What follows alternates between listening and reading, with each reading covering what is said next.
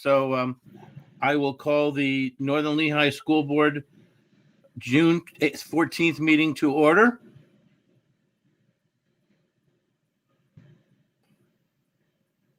This time the meeting is being recorded and will be posted on the NLSD Media YouTube channel. All votes this evening will be roll call votes. A reminder to the board members that when you make a motion, you state your name, and when you second, or if you second, you state your name. If we can all rise and say the Pledge of Allegiance in your own way right now. I pledge allegiance to the flag of the United States of America and to the republic for which it stands, one nation, under God, indivisible, with liberty and justice for all. Thank you. Okay, Ms. Huzak, roll call, please. Mr. Disler? Mr. Green? Here. Ms. Heckman? Here. Ms. Huzak? Here. Mr. Keegan? Here. Mr. Kern? Here. Ms. Culp? Here. Ms. Martineau? Here. Mr. Fedorcha? Here. We have a quorum. Thank you very much. For public comments, as per the board policy 903, all registered participants will be given time of 5 minutes to speak. All statements must be directed to the president. No participant may address or question any individual board member. Participants will be muted until their time is to speak. Mr. Hill will announce the name of the participant to speak as they come in. Mrs. Wagner will also record or not monitor the time and will give a 30-second remaining heads up before the time expires. I kindly ask everyone, once you've spoken, to please then mute your mics. And now Mr. Hill will proceed with participants. Thank you, Mr. Fedorcha. First of all participants will be speaking at the end of the meeting tonight. The participants are Connie Check, Jason Check, Alyssa Cabrick, Pauline Grady, Natalie Snyder, and Eric King. And again, all participants will speak at the end of the meeting. Thank you. Okay, thank you very much, and we'll recognize them then. Okay. Just if I may just ask a question. If they want to comment on an agenda item, do they have any opportunity to do that? And if so, how does a person express their desire to do that? Or do they, per our policy, need to wait to the end? I'm only asking a question. No, the good question, Mr. Green. Yes, they are given the option they may respond to an agenda item. We ask them that question ahead of time. Actually, before you came on, there was one particular person that I thought might want to ask a question at an agenda item, but she declined and said she'd rather speak at the end. So yeah, they are giving that option. If it's not on an agenda item, which most of these are, then they are going to be at the end of the meeting. But yes, they are given that option. They are given the option. Thank you very much, Mr. Hill. Thank you. Thank you both. Okay. I will now then move on, and I will accept a motion to approve the minutes. Do I have a motion to do so? Gail Husak, so moved. Do I have a second? Matt Green seconds. Okay. Roll call, please. Mr. Disler? Any questions or changes or comments first? Okay, I'm sorry, Ms. Huzak. Go ahead. Sorry. Mr. Disler? Mr. Green? Yes. Ms. Heckman? Yes. Ms. Husak? Yes. Mr. Keegan? Yes. Mr. Kern? Yes. Ms. Culp? Yes. Ms. Martineau? Yes. Mr. Fedorcha? Yes. Motion passes. Thank you very much. Carbon Lehigh Intermediate Unit. Ms. Huzak. Not much to report this evening.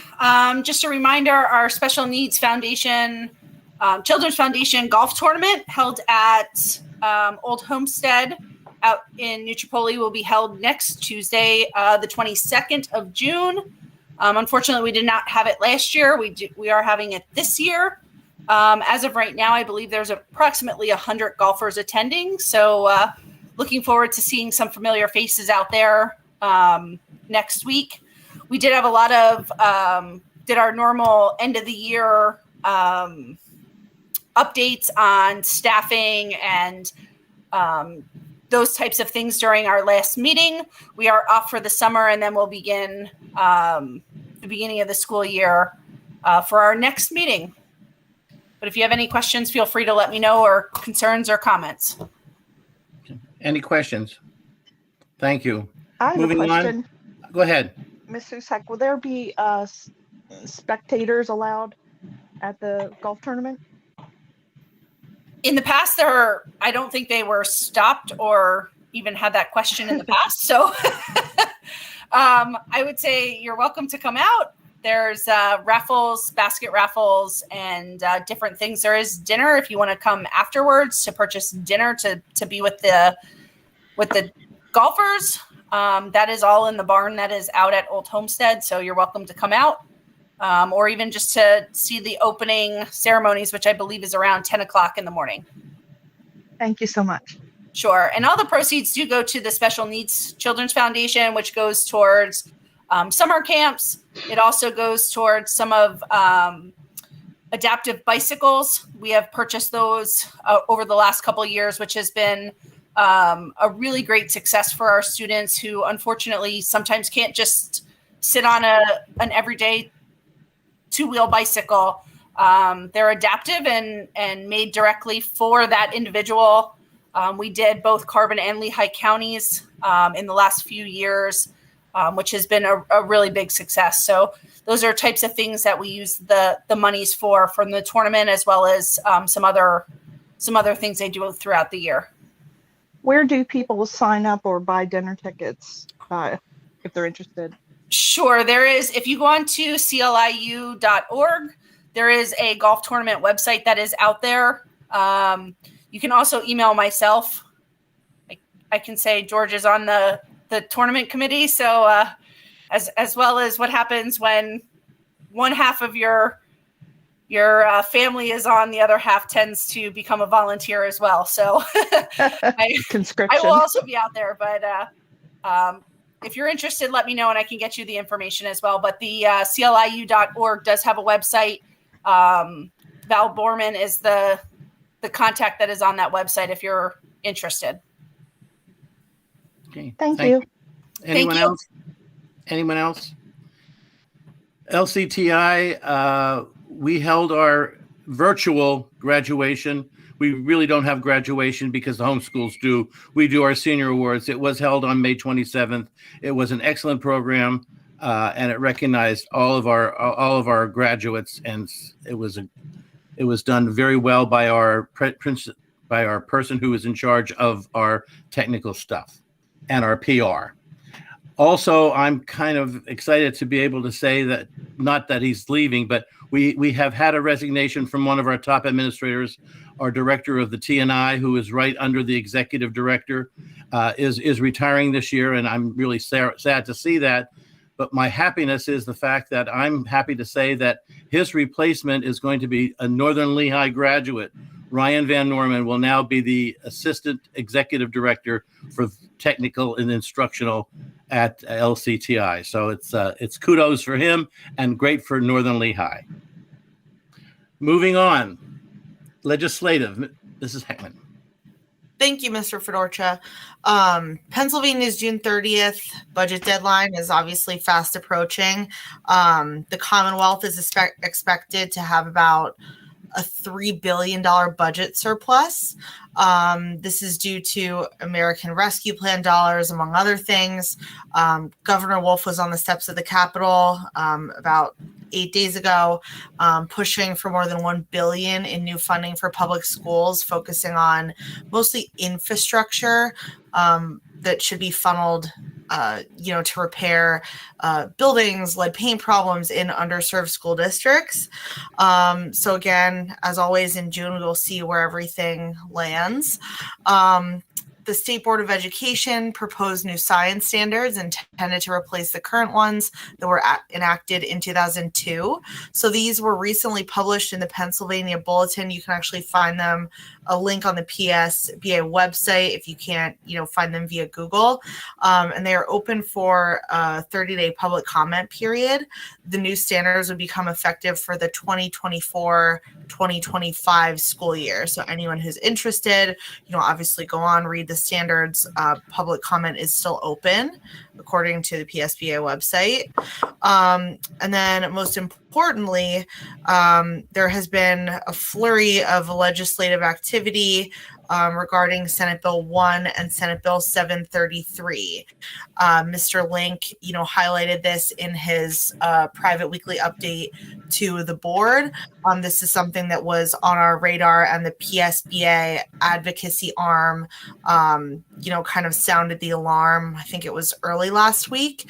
Both of these bills, as always, Senate Bill 1 is a charter school bill. It takes away local control from a lot of charter authorization. From a charter authorization standpoint, this is bad for public education.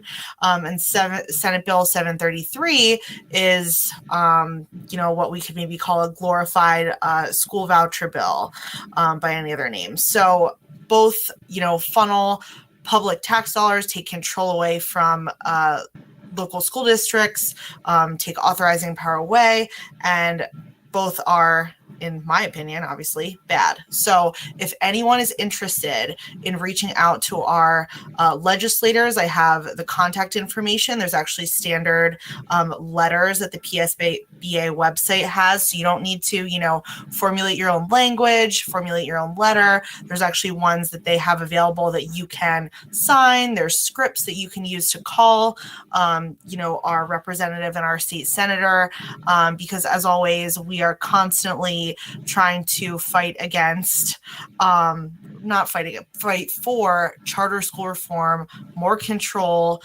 for public schools over the charter school process. So if anyone is interested in this, please reach out to me. It's not over. So again, June 30th, they're trying to, June 30th is the budget deadline. So obviously they're trying to sneak it in by then. So if anyone has any questions about those, please let me know. But that's all I have this evening. Thank you, Mrs. Heckman. Anyone have any questions for Mrs. Heckman? Anyone? Okay, moving on then. Lehigh Carbon Community College, Mr. Green.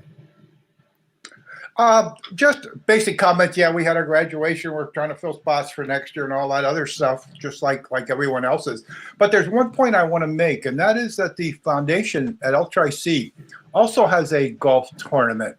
And I'm challenging Miss Husak to see who raises the most money. And maybe we can get a little private bet going here, popsicle or whatever, and see which organization, because you mentioned 100 golfers. That's a number that's, within the realm of possibility that we have. So maybe we can get a side bet on that and see who does the most. Ours is for the scholarship fund, of course.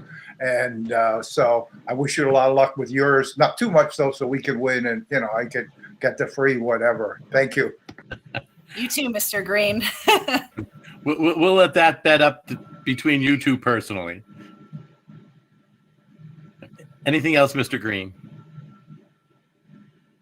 No, that's it. Thank you, Mr. Fedorcha. Thank you. Thank you very much. Okay, we shall move on.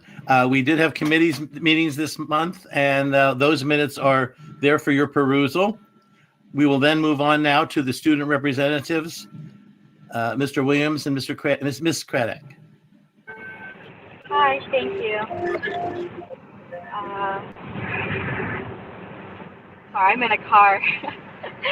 So to start it off, the junior picnic was held on May 22nd. About 20 kids showed up, and it was a great day, and we played a lot of games. It was really fun. So thank you, Ms. Velocity, for showing up. It was really nice. Caleb Hinkie was crowned Mr. Northern Lehigh, and you can find the show on NL Studios channel on YouTube. LCTI Senior Night was Thursday, May 27th, which was done virtually. Our yearbooks will be completed by midsummer, and they'll be mailed out by the end of summer. Spring band concert was held on June 8th in I assume the high school gym. It contained high school, middle school, and elementary schools. Our student council picnic was held on June 5th. I was not there, but I did hear there was a Wegmans cake, and I'm really sad that I missed that. And then Haley Evans and Josh Schaefer were our athletes of the year, so congrats to them. And speaking of Haley Evans, she and Eliza Jakovitz are both our valedictorians. And now I will pass it on to Aiden. Thank you so much, Paige. So next year's board representative has been chosen to be Danielle Daughtery. I think she's on here, but I've been working with Danielle for the past couple of years in the student council, and I know she's going to do an amazing job, and you're all going to love her. I can promise you that. The Northern Lehigh High School prom was held on May 15th. Mr. Velasquez estimated about 50, 60 students came to the event. At the event, Dale Gurman and Maggie Wrights were crowned prom king and queen. And just for my own personal tank, I thought it was a lot of fun, given the circumstances. Maybe not the prom that we had always envisioned for ourselves, but maybe it's better for that. It's something we'll always remember. And, I just want to give a huge thank you to, Mr. Velasquez and his team who helped get the whole event going. It was a night to remember, and a huge thank you to Mrs. Bannock and her team for knocking it out of the park with all the fantastic food and all the amazing service from everyone. It was a lot of fun. It was a great way to, hang out with our friends for one last time before we all graduated. So I really appreciate that. We had graduation practice on June 11th, and followed by that, we had our senior picnic at the Ski Club, where Mr. Velasquez was making us all hot dogs and hamburgers. So thank you for that, Mr. Velasquez. There was all really great food again, and it was another just great way to hang out with people. And unfortunately, due to rain, graduation did have to be postponed to Saturday, June 12th. Both ceremonies seemed to go really well, though, exceptionally well. Everything went out well without a hitch. It's a, great event, really emotional, I know, for me, and I know a lot of people just kind of, going through it all. I was super nervous because I had to give a speech, but I made it through it somehow. And, I just want to give another thank you to everyone who helped make graduation possible. And as normal as possible too. So thank you for making it an event that I'll truly remember for the rest of my life. And since this is my last board meeting, I just wanted to, take a moment to thank all of you for, putting up with me for the past 2 years and giving me this opportunity. Been nothing but a pleasure to get to work with all of you. Some of you might know my father was on the on the school board for the longest time growing up, back when I was in Peters, Slatington Elementary, and I'd come home some days, or he'd come home some days from school board meetings and be like, "Hey, how was that?" He'd be like, "Oh, well, it was the financial report night, so it went a little long," and I had no clue what he was talking about anything. So it was really awesome to get to come to these and kind of see, what he was talking about the whole time. I only had my imagination to go off of before, so it's been a great experience for that. If some of you might know, I'm also pursuing a career in education. So this has been a great experience because of that. I know I'll be able to take some of the things I've learned and got to see from all of you and apply that to, my future careers in life. So I'm eternally grateful for, like I said, being given this opportunity. And it means so much to me for all of you to let me have this chance. So thank you, everyone. And I hope you have a great night. Aiden, you did an excellent job this year, and I want to thank you. I also want to thank you for a wonderful, and tell you that you did an excellent job giving your speech at graduation on behalf of Student Council. Thank you so much. That means so much, Mr. Fedorka. Is there I was definitely nervous, I'll tell you that. So I was glad I made it through it at least. I would not have known that. I was nervous for you. So anyway, no, I didn't notice that at all. You did an excellent job. Anyone have any questions for Mr. Williams? Seeing none, thank you both for your reports, and we will move on then to the Assistant Superintendent, Dr. Stoker. Actually, I'm sorry. No, wait, I apologize. I apologize. We have a solicitor report. Avery Smith. Would you? Sure, that's okay. I actually, Mrs. Heckman so nicely summed up the discussion about the Senate bills that are currently on the floor for consideration, 1 and 773. So that's what I was going to report on. So you're informed now. Okay. Thank you. Thank you very much. Now I'll move on to you, Dr. Stoker. Thank you, Mr. Fedorcha. I'm going to go ahead and present.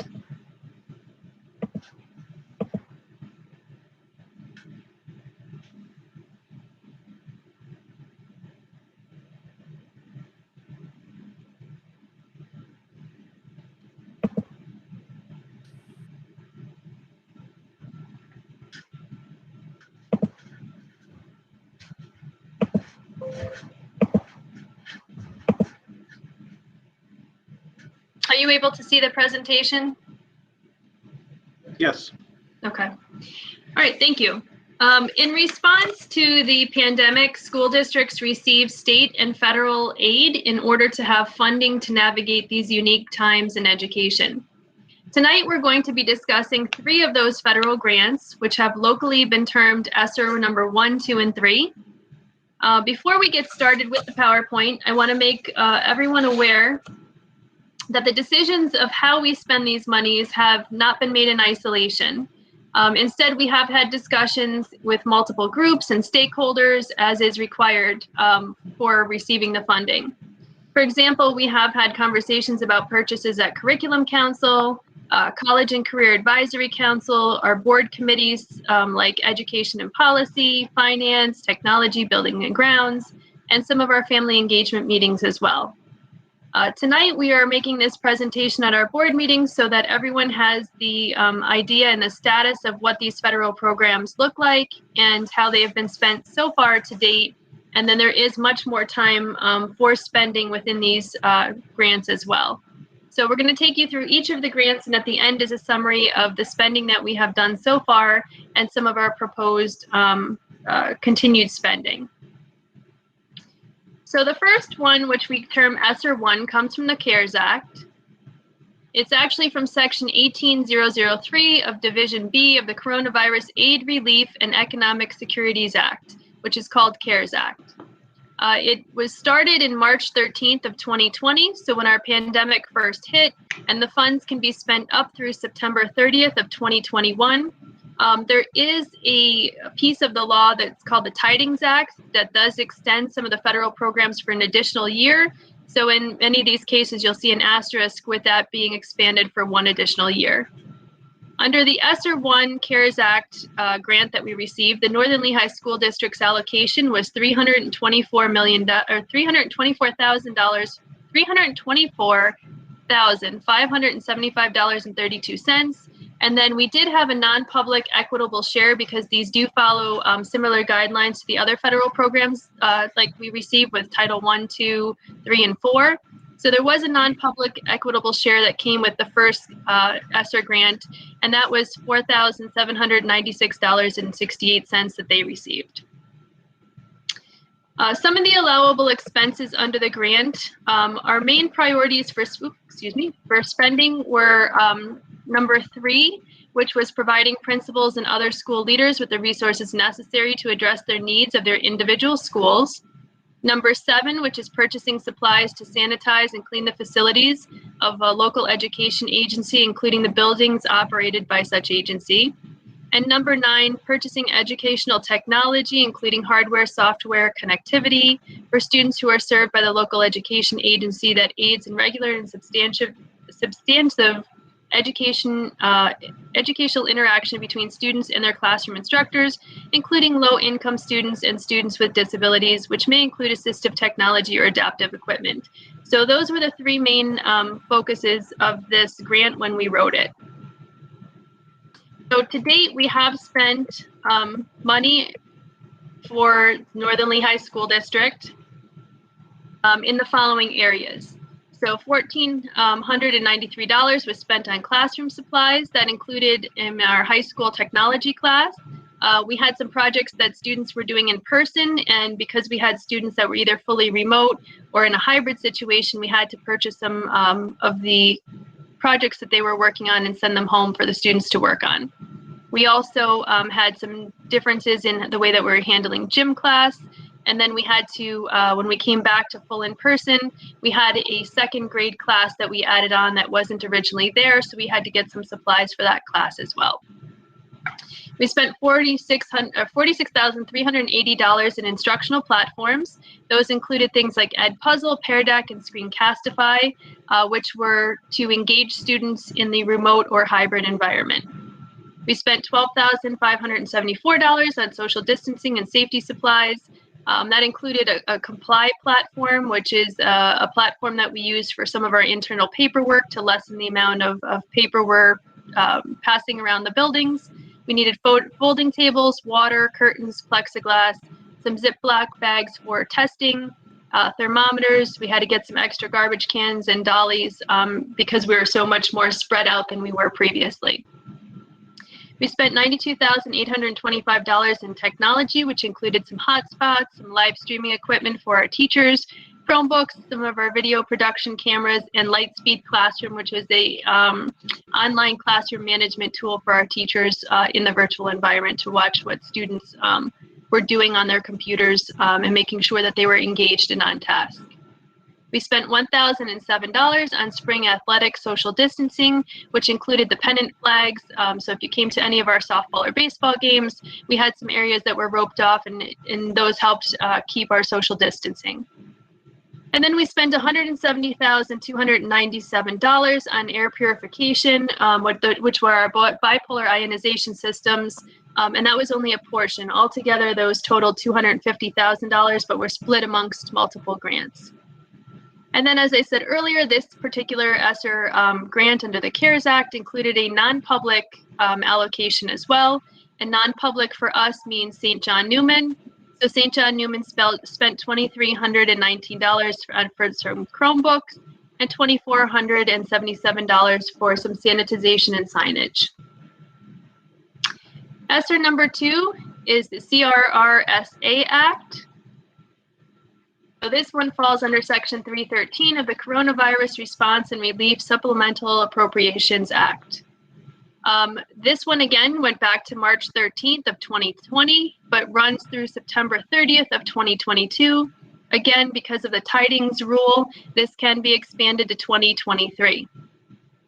The NLSD allocation was $1,463,002, and there is no non-public equitable share that follows through with ESSER 2. Some of the areas which we're currently looking at spending, we have spent some of ESSER 2. We haven't fully spent it. It has not completely been expended. Is number 14, which is inspection, testing, maintenance, repair, replacement, and upgrades projects to improve the indoor air quality in school facilities.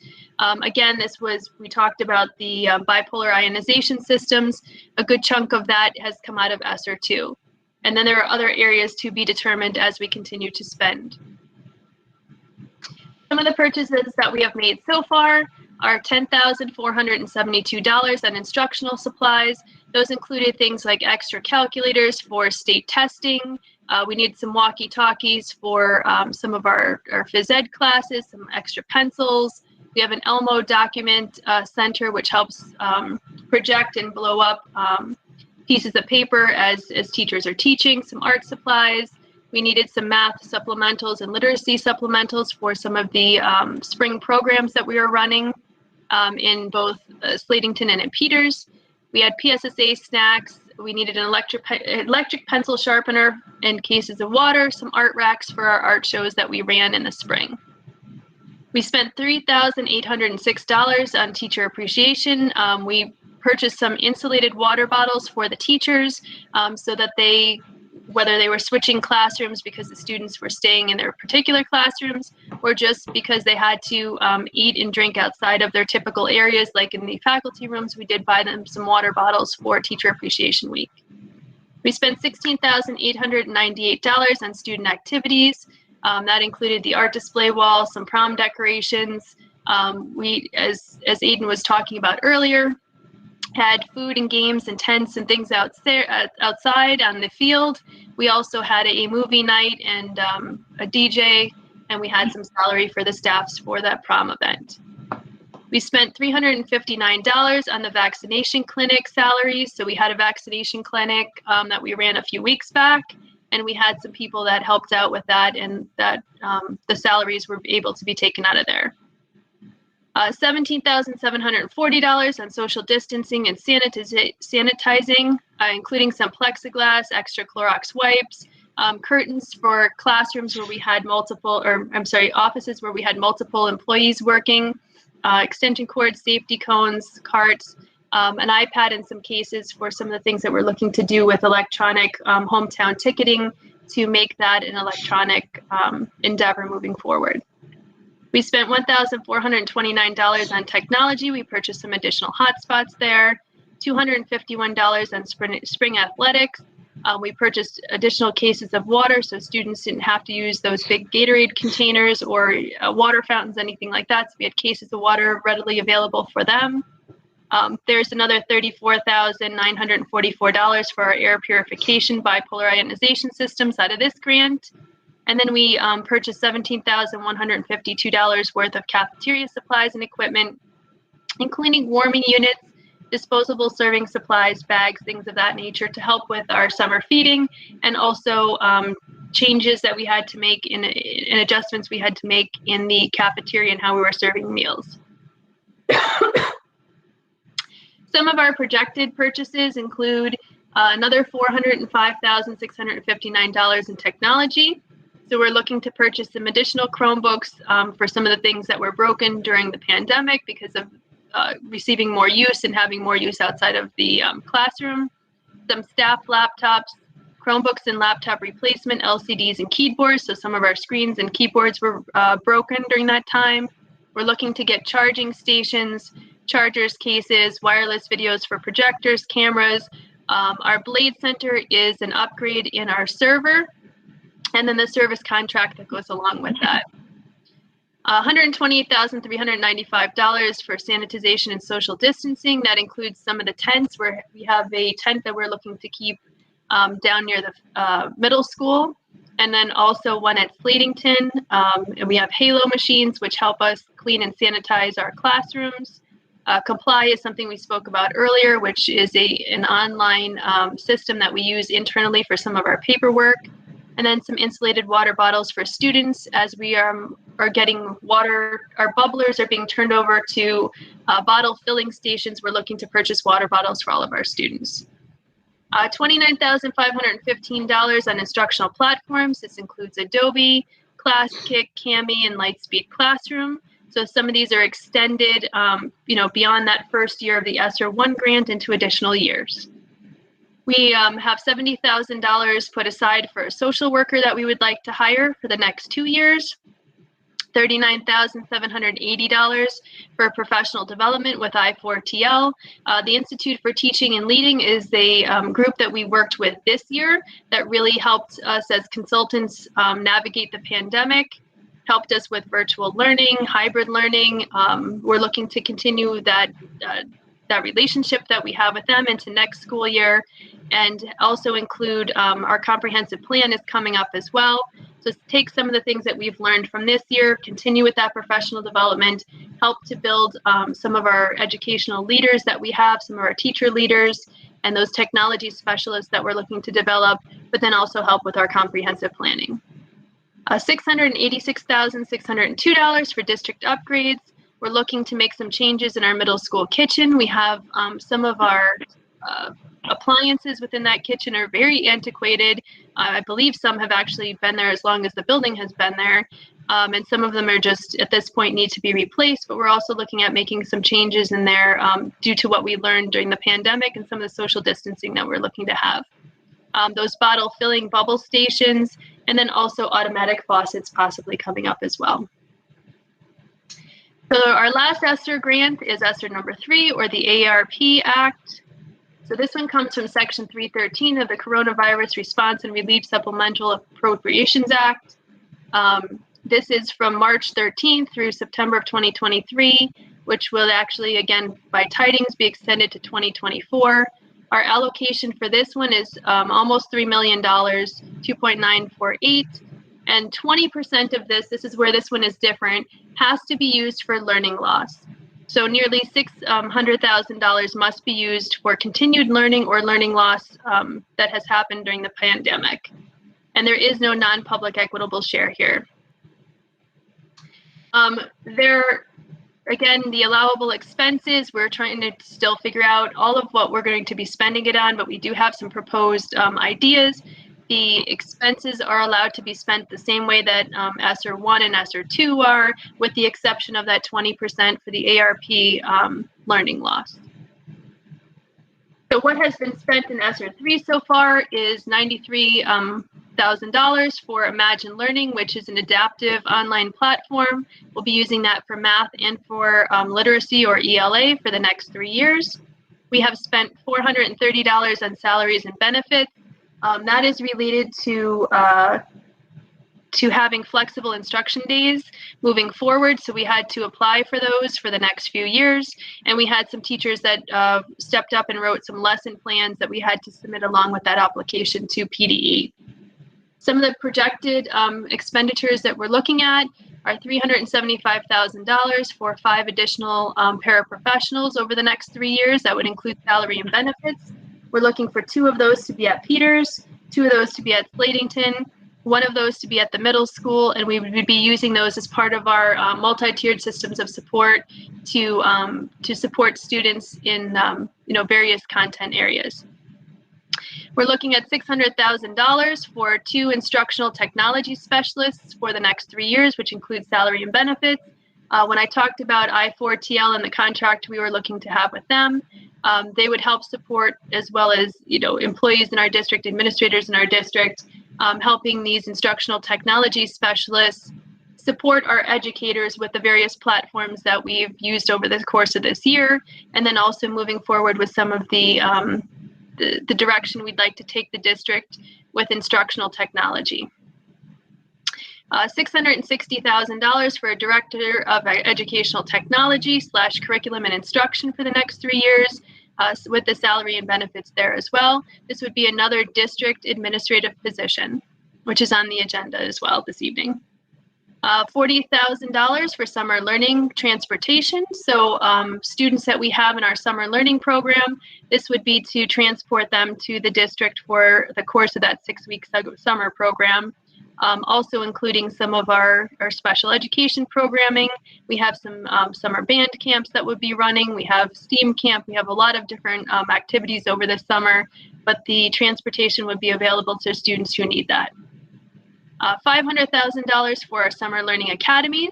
We're actually lucky in that we could get 4 years out of the grants for this as well. So this would be for salary and benefits of employees. This would include any of the materials and supplies that we need to buy for students, any of those additional expenditures. But we are able to get that in starting for this summer. We're starting our summer programs on June 21st. Also next summer, the summer of 23, and then summer of 24, because this grant does end in September of 24. So looking at, I'm just gonna move this out of the way. Looking at our final summary, we have ESSER 1, which was $324,575. We've completely expended that grant. That grant is closed out. ESSER number 2 was almost $1.5 million. To date, we have spent $103,051. You did see some of those projected costs as well, which total that remaining almost $1.4 million. ESSER number 3 is close to $3 million. We've spent $93,430 so far. We have about $2.9 million left there. And again, we have some ideas of how we would like to spend that money. We continue to have those conversations. We're only in June of 2021. This goes until September of 2024. So we do have many more years, and we have to see how things kind of evolve to know how we're exactly going to spend those monies. So overall, if you look at the grand total on the bottom, we had $4,736,257. We have spent to date $521,056. So what is remaining is $4,215,201. So that is our total of what we had, what we've expended, and what we still have left. And that gives you just some idea of where we are with regard to those grants. So I will take any questions at this time.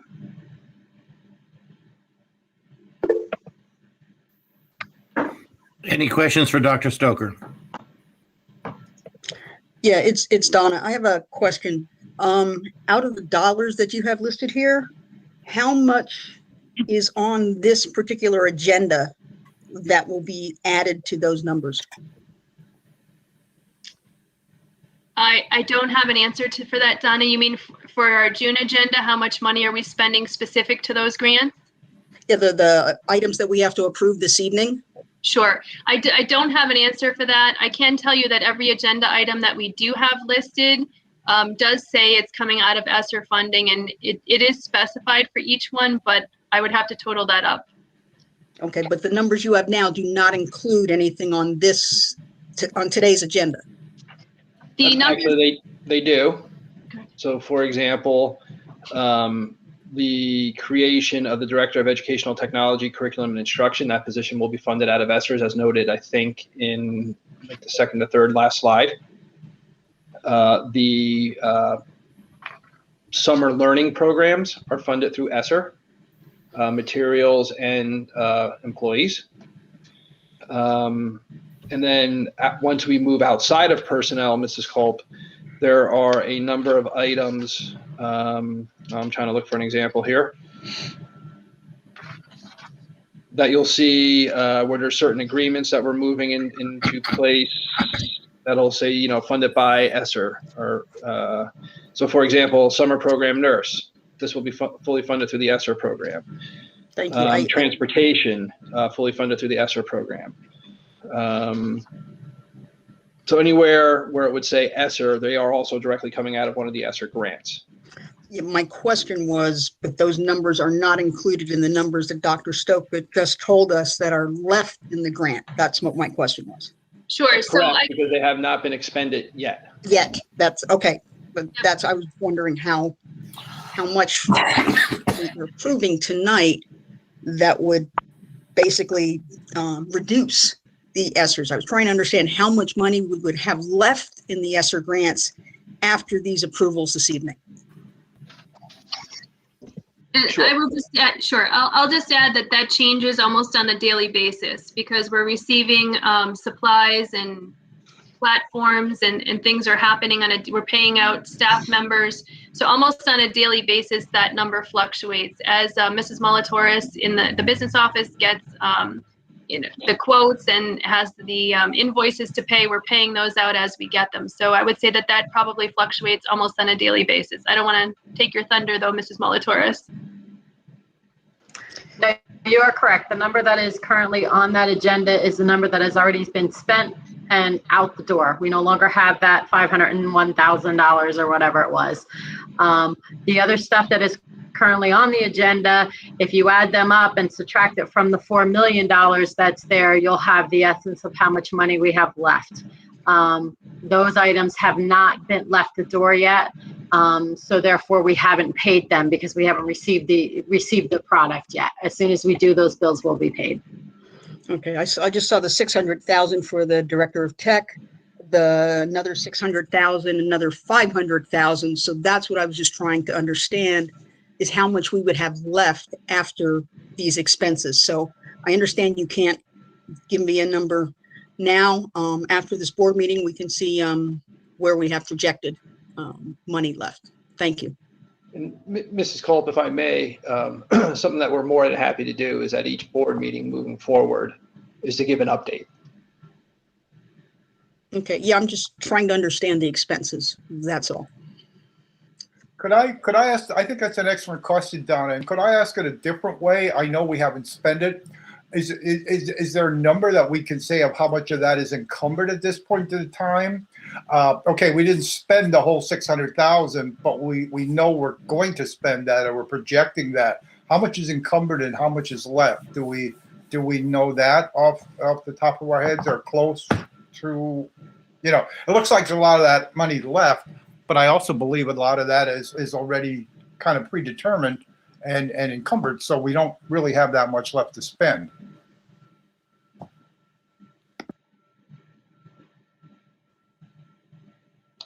And I agree, Mr. Green and Ms. Culp on that one. Just a question then of the item. So noticing some of the items on the list are kind of one-time items, but then there's other items on there that are extenuating of what could happen in the future. So if we're adding personnel, what does that look like for our budgets down the line?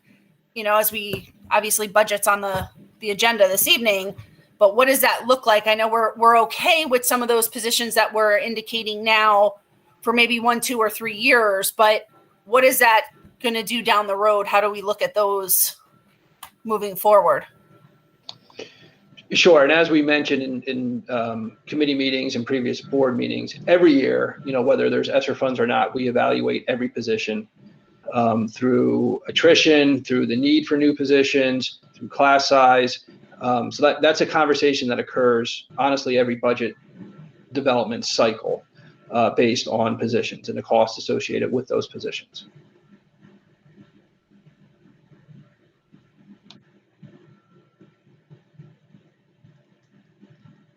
Are there any other questions? I'm just gonna make a blanket statement. I'm uncomfortable approving any ESSER fund money, not knowing how much we have left in the funds. So I'm just gonna make that blanket statement. So when we go to some items, nobody's surprised, because I would rather have more data to make an informed decision. Mrs. Culp, on that last slide, we still do have $4.2 million left in the 3 ESSER grants. The first one has been expended, but the total summation of all those grants is $4.7 million. We've only spent $500,000, so we do have $4.2 million left currently. Right, and then we're going to be expending some this evening. That's what my comment was. Sure. I have to argue that point. We don't have 4.2 million left. If we're hiring an individual for 3 years, that money's gone. That money's no longer available. And unless we decide to fire that person that we're hiring for 3 years next year, that money is encumbered and spent. We don't have that money left.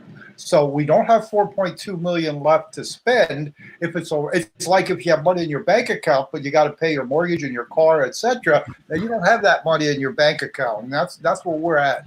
And I have the same concern that you do, Donna. How much is really left? And I don't know the answer to that, but I know it's not anywhere close to 4.2 million. So.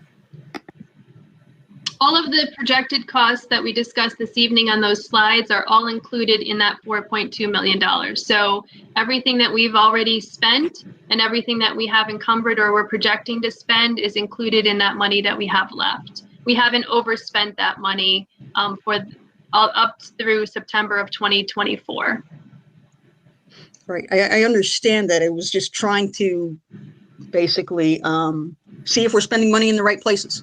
And see what we have left. So that's a concern.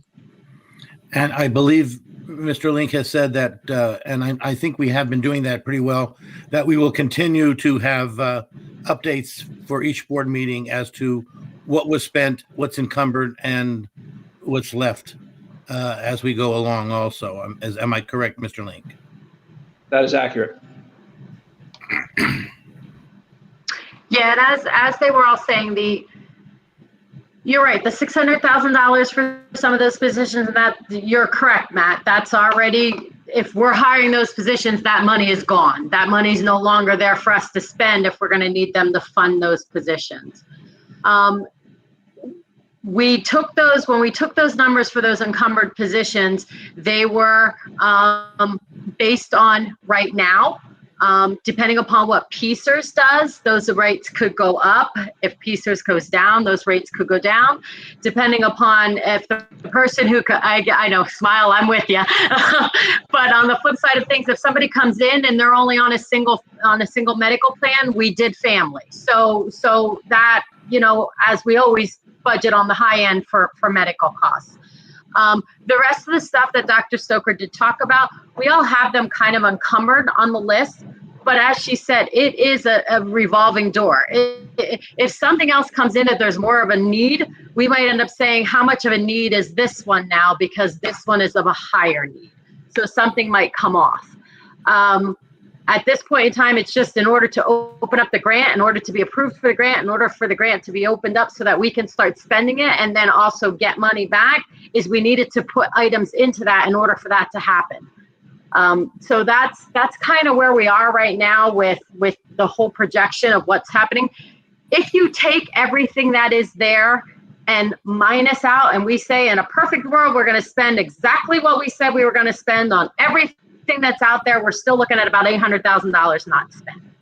That is if everything gets bought as is and across the board. So we are not overspent at this point in time. There's still hundreds of thousands of dollars left in there. And again, who knows what the future is going to hold with what we do with some of these positions, what we do with some of these items. So you're saying out of the 7 million, we have 800,000 left after all the expenditures. Is that what you're saying? Donna, it was 4 million.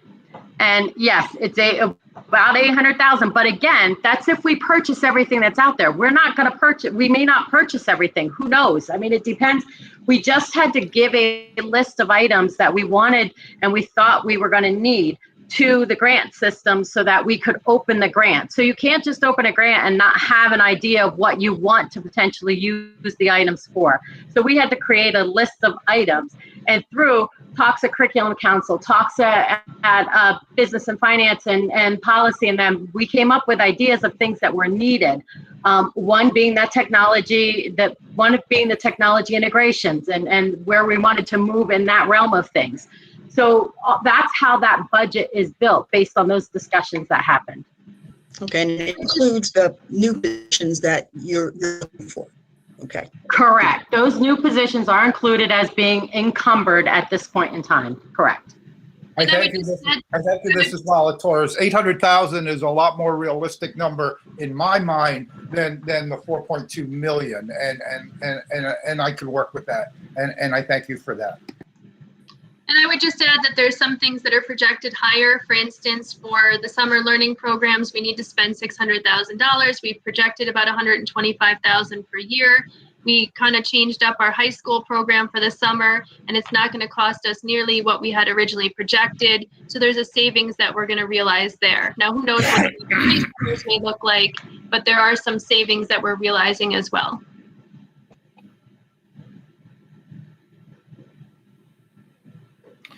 Any other questions, anyone? Any other questions? Thank you, Dr. Stoker. Okay, then we shall move on, and we shall move into the business manager's report. Mrs. Molitoris. Thank you, Mr. Fedorcha. We are going to do our 2021-2022 budget presentation. Mr. Link and I are I'm gonna start and share this. It was the same presentation that was presented at our Finance Committee meeting on Wednesday evening. We'll go through it again for board members who are not there, and then open it up for discussion. Rhonda, if you want to share, and Matt, I'll turn it over to you to start. Thank you, Mrs. Molitoris. And like she said, this is the same iteration that was shown last Wednesday evening. So go ahead, Mrs. Franz, if you could advance the slide. So again, ESSER funded positions, these were the positions that we were just talking through. We're looking at 5 additional para-educators, 2 at Peters, 2 at Slatington, and 1 at the middle school, 2 technology integration specialists, 1 director of education technology, curriculum, and instruction. We have invested a considerable amount of money in instructional technology over the last 16 months, and we want to make sure that we use it to the greatest extent possible in the most purposeful way possible well into the future. So that's why we're looking at those 2 technology integration specialists and the 1 director of education technology, curriculum, and instruction. We are also offering the summer programs whose staff is also be funded through the ESSER grant money. You'll see that is replicated each year through 2023, 2024. Okay, Mrs. Franz.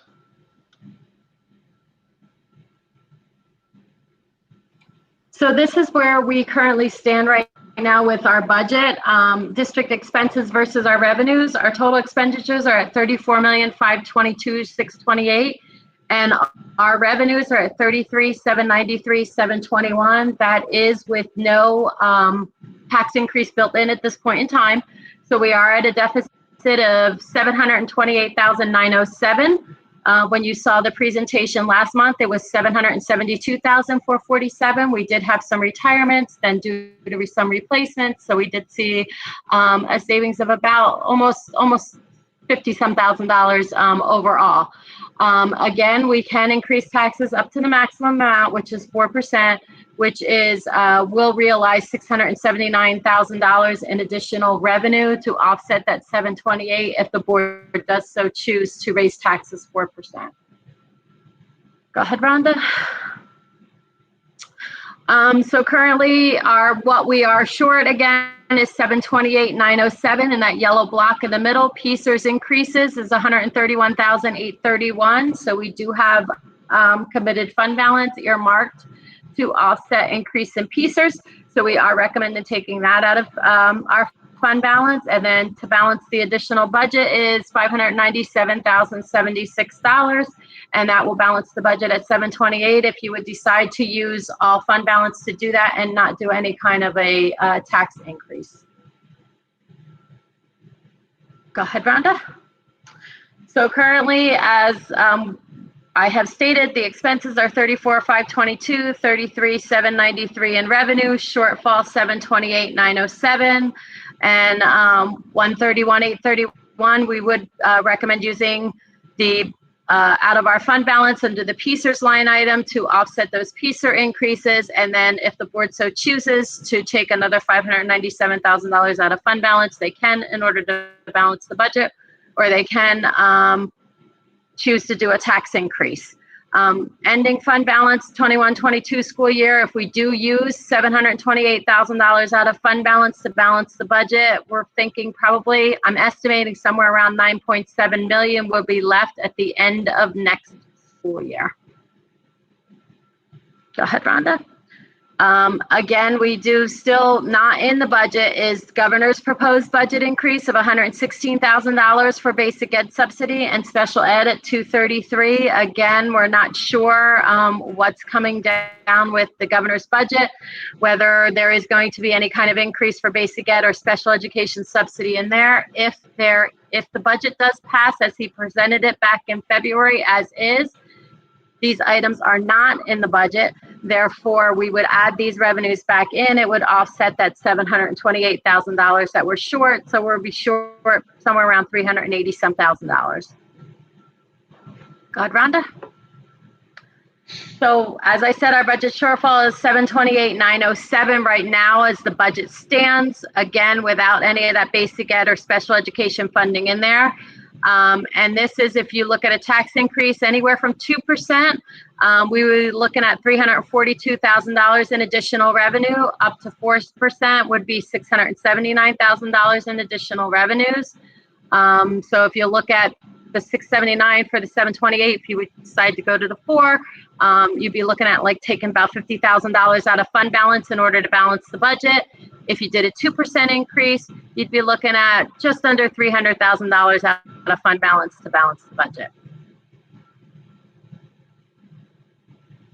And this is what an annual tax increase on a medium assessed home in either Lehigh County or Northampton County would look like. So at 4% in Lehigh County, you're looking at an increase for the year at $138.76. And a 4% increase in Northampton County would be $110.99. If you went down as low as 2%, 2% tax increase in Lehigh County would be a total of $69.92 for the year. And Northampton County would be $51.11 would be the tax increase. Go ahead, Matt. Thank you, Ms. Haynes. So our administrative recommendations are to utilize a combination of a tax increase and fund balance to eliminate the deficit. We do recommend that a tax increase of not less than 2% occurs. And again, we will continue to look for cost savings like we do every year throughout the year. Everything from our utilities, our transportation, our supplies, and our materials. And at this time, we will open it up to questions from the board. Mr. Fedorcha, I will look to you to see if you want to ask someone to make a motion or you want to wait until we actually get to closer to the agenda item. At this point, I'm open to whether if the board would like to make a motion now, I will accept it. If not, we will wait. What's the will of the board? Anyone? Does anyone feel inclined to make a motion now? Mr. Fedorcha, I have a few questions before we make a motion. Absolutely. Yeah, I have some questions. Go ahead, Mr. Green. Gary. I don't care when you want to do it. It doesn't matter. But No, but I do want to have your questions answered first. So please go ahead. I was looking at the budget progress report, and it looked like on local revenue, we've already brought in more than we projected we would bring in. We're over 100% there. It looked like state and federal was under, but I'm assuming that money will still come before we're all said and done, or at least most of it. Based on that, in your opinion, how much excess will we have in this year's budget? And you knew I was going to ask that question sooner or later. How much of a surplus will we have? Sherry, I'm going to look to you. Yeah, Matt, you always ask that question. I'm thinking we should probably be putting in maybe about $700,000 back into that, which is already what I figured in. And when I said if we did a tax increase and used everything, we would be ending at about 9.7 million next year. That was included in the fact that I was figuring on us putting probably about 700,000 back in this year. And in response to your real estate and let me just say local tax collection, if you remember, I backed back down our collection rate last year to a 92.75. We normally collect at 93.75. So because I backed that back and people actually paid their taxes, and what didn't happen is what everybody thought was going to happen, that people were going to be late and slow in paying their taxes, didn't happen. So this year, what I did was I increased our tax collection rate back up to what it was in the past year. Hopefully this year it will continue to be the same. If not, and we do end up, this happens to be a year where people start to trail off, then I'm going to have to adjust that again for the following years moving forward. But that is the reason why it looks so good in local collection, was because that collection rate I took down due to COVID, and what everybody thought was going to happen didn't happen. People actually did pay their taxes. I remember you saying that. Yes, thank you. Are there any other questions? In light of that question earlier, I'm going to give the board a chance to think until we get to the new business item for the adoption of the budget, to think about where they want to be with those numbers. And so we will hold off until the new business item. Mr. Fedorcha, I believe Mr. Kern has some questions. Mr. Kern, yes. Yes, thank you. My only question is looking to the future. I know we have a bond issue coming up that will be due, I believe, next year. Is that correct, Sherry? That is correct, and that was going to be some of my discussion. You have to remember, we're going to have $3 million coming back on bond payments next year. So at this point in time, we're $700,000 short. If this was a year where I had to make those bond payments, we're $3.7 million short. So just keep that in the back of your mind. Yeah, that's what I wanted to clarify. Thank you. Sherry, thank you for that. I do. This is Gail. I just have a question. I know we're talking about the 21-22 budget, but again, going with Mr. Kern, I'm concerned what the future looks like. That, you know, you have inflation, you have our contracts and things like that we just signed over the last couple of years that are going to extend 3 to 4 years out, and bond payments, and what does that look like? And if I'm a current taxpayer, not that I want an increase, but I'd rather see a $50 increase than a $300 increase.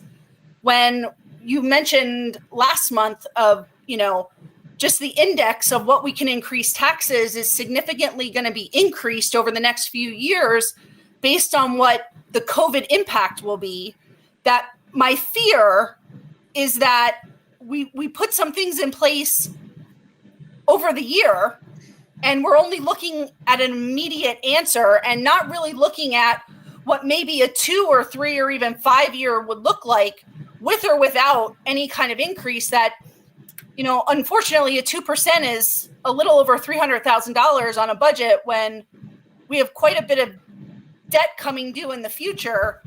What do those numbers look like, and have we analyzed any of that in the future? You are correct, Gail. You bring up some very good points. As they the IFO office gave us those Act 1 tax indexes. In 2 years, they're looking at them going the opposite direction. If that happens, that means we can't raise taxes as much as we can currently now. So to do some kind of a tax increase now, even if it's 2% or 2.5%, that's $300,000 that we would not get, and that at least is building up that base cushion for what we build tax on moving forward. So correct, to help offset some of these bond payments and stuff that are going to come back to fruition next year. You are exactly correct. Yeah, I just look at inflation just in general. We're already at 5% an inflation rate increase, and we're not even really through the COVID pandemic. That, as we start to go what the end of this year and even beginning of next year with our budget will look like, those expenditures that we're looking at could be more than what we're even anticipating on today's budget.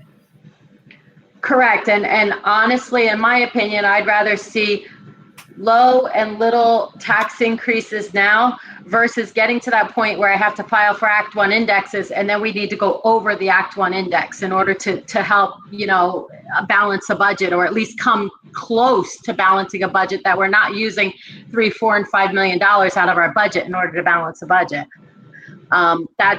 You are correct. That's where my concern is, that we do something so that we don't later on down the line, we don't have to apply for exceptions. And then you're looking at, the community saying we need to do a 6% increase because of PCERS and everything else. But on the flip side of things, I can because all these vet payments have now come due and we need to start paying them. I agree with that. Agreed. I think we just have to be fiscally responsible, not only for this year, but for the future of what we want our district to look like, and understand what some of those ramifications could be on things that we've already approved, contracts we've already approved, and even what's going to lie ahead of us with changes of charter schools and things like that as we move forward that are still so unsure. Right. And one of the things I just to remind the board and also for the public to know is that when we were looking at those ESSER numbers, please understand none of those ESSER numbers can supplant any of the budget. Those are up and beyond. So when we talk about budget, that has no reflection. So just in case somebody has a misinterpretation of those ESSER funds.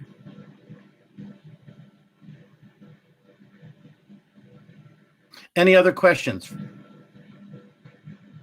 Okay. Yes, this is Mrs. As I said, Martineau. I'm going to give you time till we get to new Mr. business. Fedorcha, I believe Mrs. Martineau has a question. Go ahead, Mrs. Martineau. Are you able to hear me? Yes, I do. Okay. Sherry, Rhonda, Matt, I'm just curious, are you guys seeing any uptick in expenditure?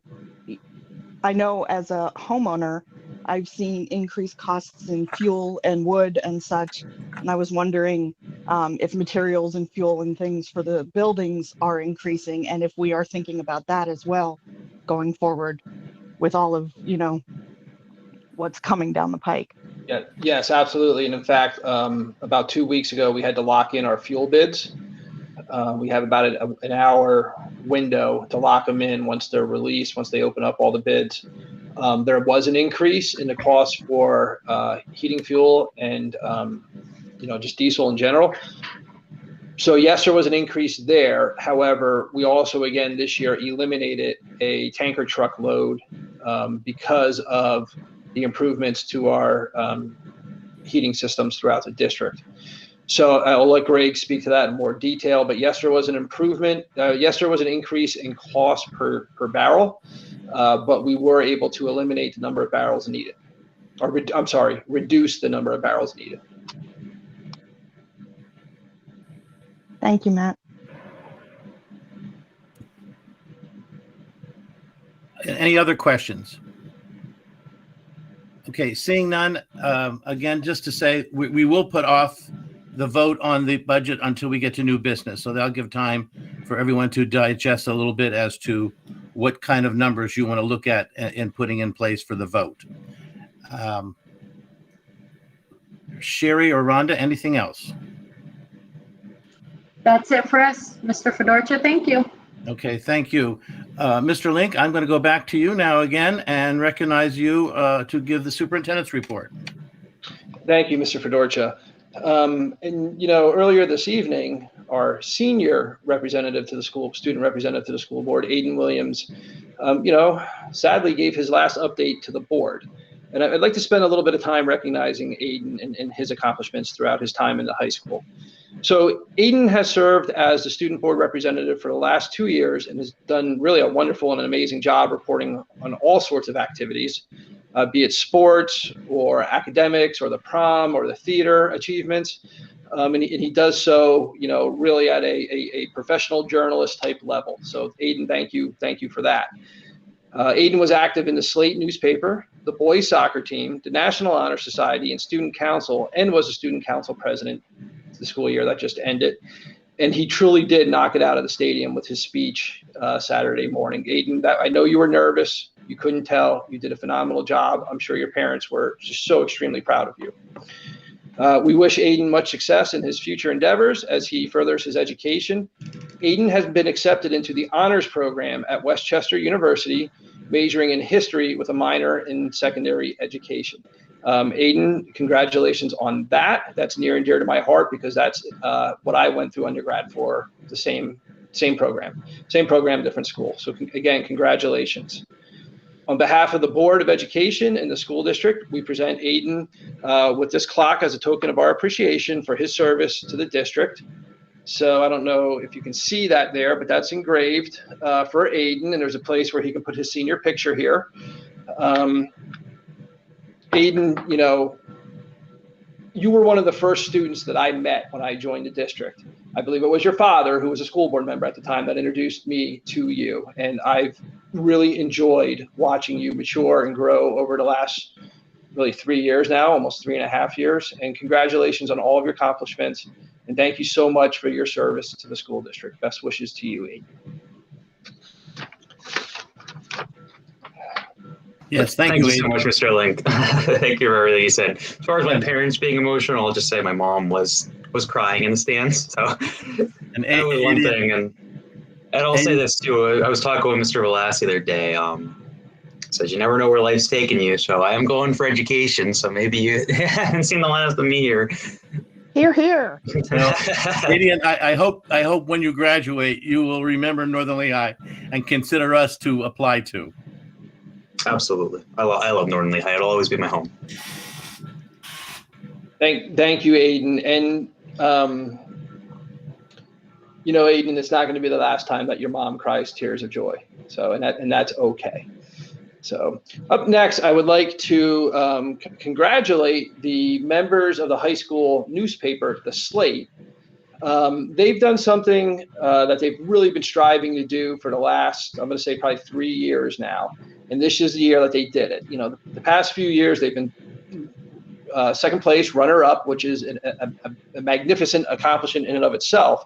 However, this year, just I believe a little over a week ago, it was announced that the American Scholastic Press Association awarded our high school newspaper, the Slate, the first place award from the American Scholastic Press Association 2021 newspaper contest for small high schools in the country. So this is basically like winning the national championship for journalism for small schools. Mr. Christopher Barnes is the faculty advisor. Brianna Hoppes was the student editor-in-chief. And the rest of the staff included Brittany Deal, Owen Levin-Uller, Lily Groover, Maddie Mack, Susan Gilsbach, Molly Williams, Delaney Swass, Haven Moore, Chase Jones, Abby Peartree, Alexis Trauger, Avery Diaz, Cameron Torres, Callum Zimmerman, and Gianna Rosario. To all of those student members and to Mr. Barnes, congratulations. That is an amazing accomplishment. And I always look forward to every edition when it's released. Up next, I would like to recognize a number of our retirees, 3 of our retirees this evening, and wish them well as they move on into kind of the next phase, the next adventure of their life. First, I'd like to recognize Mrs. Claire Cannon. She was hired full-time in September of 1990 as an elementary teacher and has served at both Peters and Slatington Elementary.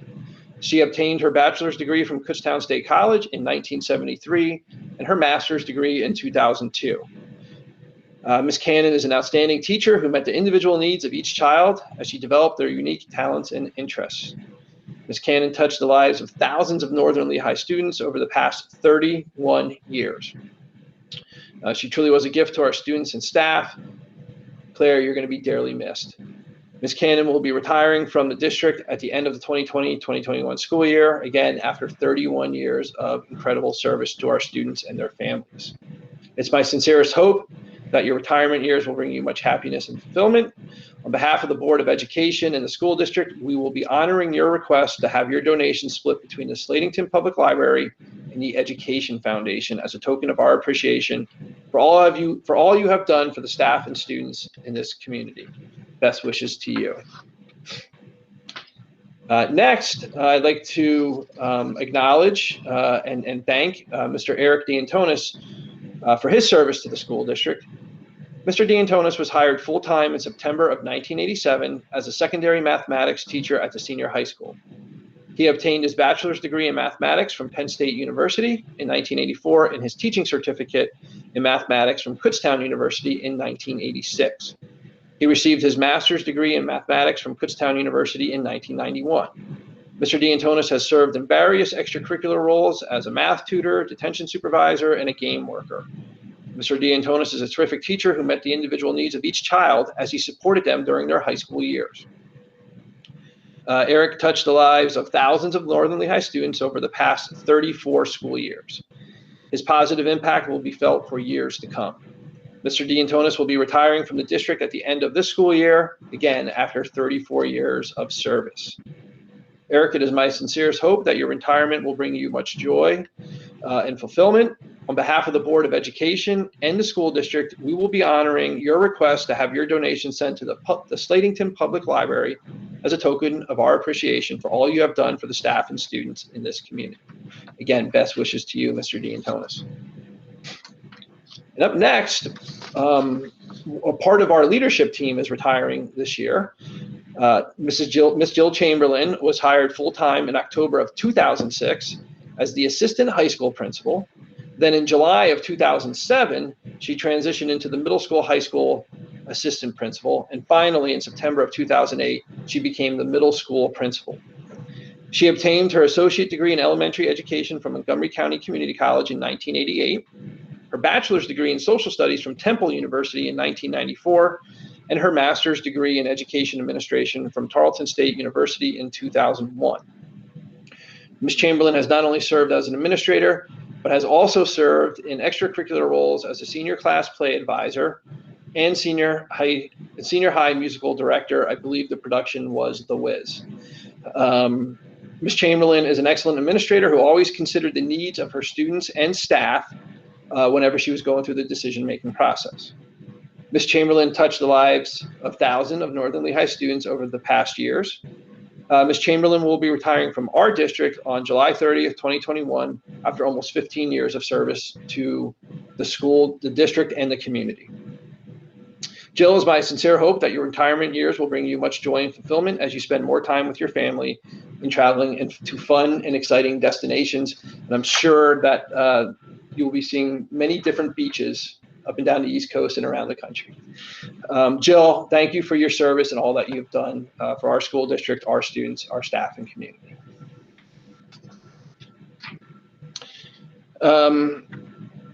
Next, I'd like to point out to the public that we are looking at holding a special board meeting in July 12th, 2021, for the purposes of personnel, the health and safety plan, the new health and safety plan that we are required to approve and post by July 30th, and then also some business items related to things like purchasing contracts and just kind of typical business in general.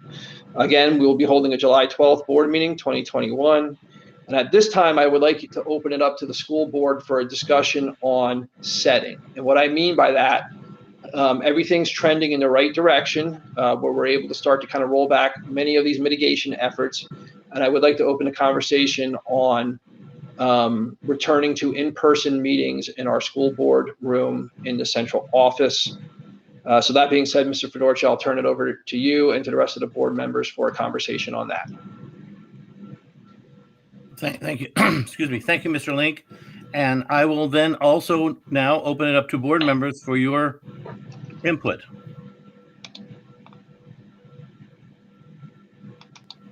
Anyone? I think we should have it in Hawaii. I don't care which island. Anyone will work for me. And do you need a motion to that or?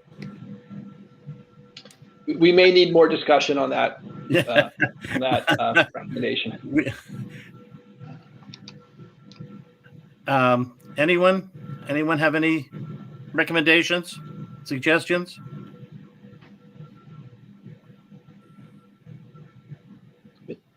Mr. Fedorcha, I would float out there. I would, ask for consideration that we return either in July or August to in-person meetings, and then give us some time to work out. I would also recommend, as your superintendent, that when we do return to in-person meetings, that we continue to live stream meetings with some modifications so people at home can also view the meetings. But that is something that we would need to work through with Mr. Hill and his team to be able to do in-person and live streaming. I agree with that, Mr. Link. And Eric, if we do go to in-person meetings, I would ask you to investigate and see how we can do that. Anybody, any comments? Mr. Link? I have a question, Mr. Fedorcha. This is Mrs. Martineau. Once we return to in-person meetings, if we're live streaming them, will we still be taking questions electronically, or will we require, as in the old days, that they come to the meeting to talk? I think that's part of the logistics that I would request time to work through with Mr. Hill as to what exactly that would look like, kind of living in both worlds. I agree. That's kind of where I was looking at, Eric, having you investigate all that and come with a recommendation of how we actually handle all of that. Yeah, my suggestion on that would be to, if we are going to be live and in person, my suggestion would be to have participants be live in person as well. We can still stream it, but trying to bring somebody up on a meeting while everybody else is live will be a little difficult to stream that way. So I would we can stream it. That's not going to be a problem. But I would suggest that if people want to participate, that they also show up live as well. Okay, so what I'll do is once we find out how we really want to do it and we have those parameters in, we'll make sure that those are posted so that the public will know how we're going to be handling that part of it. But we will stream as well as potentially having face-to-face meetings. Mr. Fedorcha, based on some of the community communications from the past, maybe not just posting it on the website, but doing some additional communications, not just even in the papers, but I know there was questions on how the board meeting was going to be. If it's I'm going to use the old word, and Mr. Hill, I apologize, the Connect Ed calls. I know that's not right, but something to that effect, to get it out to our community so they know if we are making a change. We've done everything that we can to make sure they're notified of that, please. Yeah, I agree, and particularly making sure, though, that it is put in the paper for those who do not have contact with the school district directly, and it certainly will be on our website. At this point, I'm not hearing any recommendations, so if I may. Gary, I thought Mr. Link was asking for the board to make a decision on what we want to do in July and/or August. Is that correct? That's correct. And what I was just going to say is I'm not hearing any recommendation from anyone. So I would then make a presidential decision and say that we will right now prepare for a July in-person meeting.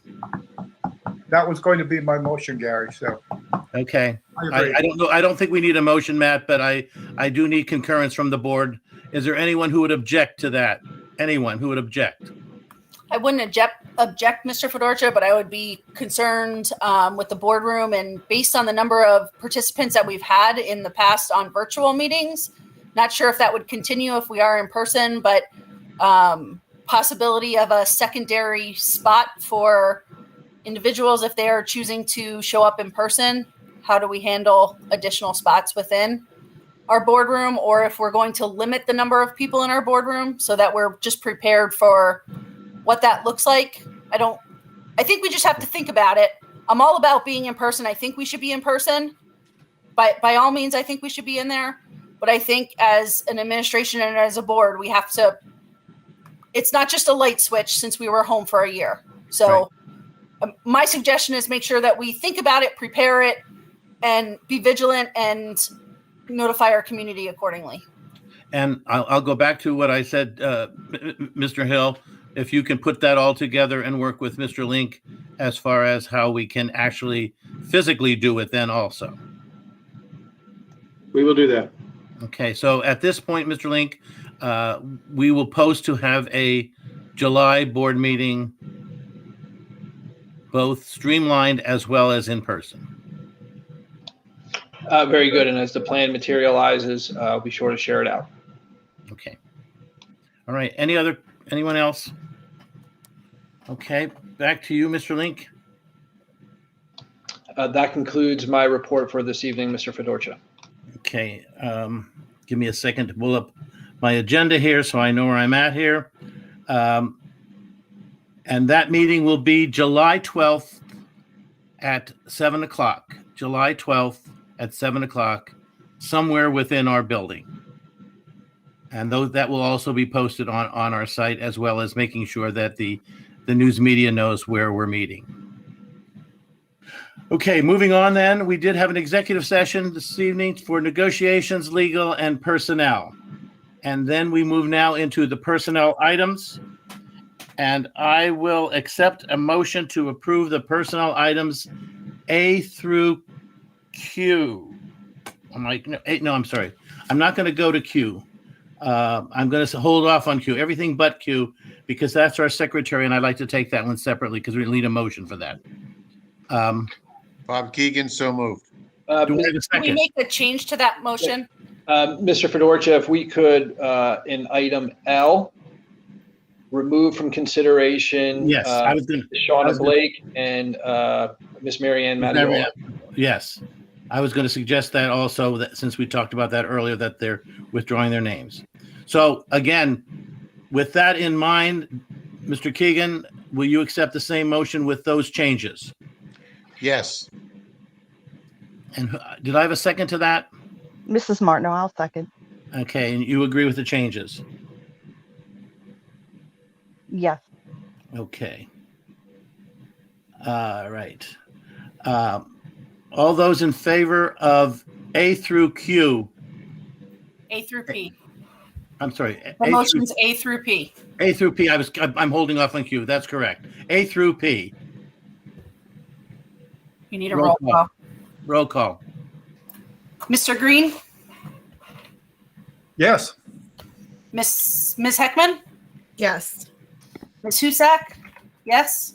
Mr. Keegan? Yes. Mr. Kern? Yes. Ms. Culp? Yes. Ms. Martineau? Yes. Mr. Disler? Mr. Fedorcha? Yes. Motion passes. Okay, thank you. Okay, now we will take letter Q, and I will accept a motion, and I'm very pleased to be able to state that I recommend that we have a motion to approve our superintendent's contract to go for another 5 years. Do I have a motion to do so? Bob Keegan, so moved. Matt Green will second. Okay. It's been moved and seconded. Roll call, please. Ms. Heckman? Yes. Ms. Husak? Yes. Mr. Keegan? Yes. Mr. Kern? Yes. Ms. Culp? Yes. Ms. Martineau?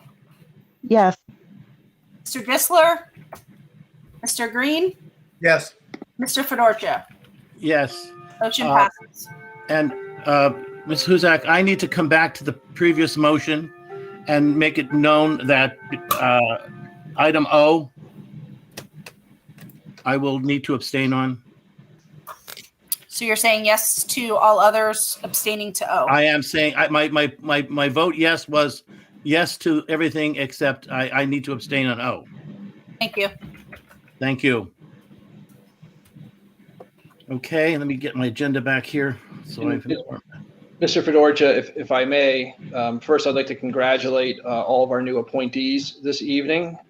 Welcome Mr. Stroll to the district and the rest of our new people joining the district. And I would also like to say again, thank you to the service for all of our retirees, and I wish you the best moving forward. And I would also like to publicly thank the school board for your show of support this evening to me directly. Thank you. Thank you, Mr. Link. I don't know what we would have done without you this year. It's been a trying year for everyone, and I thank you also. Thank you. And I believe Mr. Stroll would like to address the board this evening.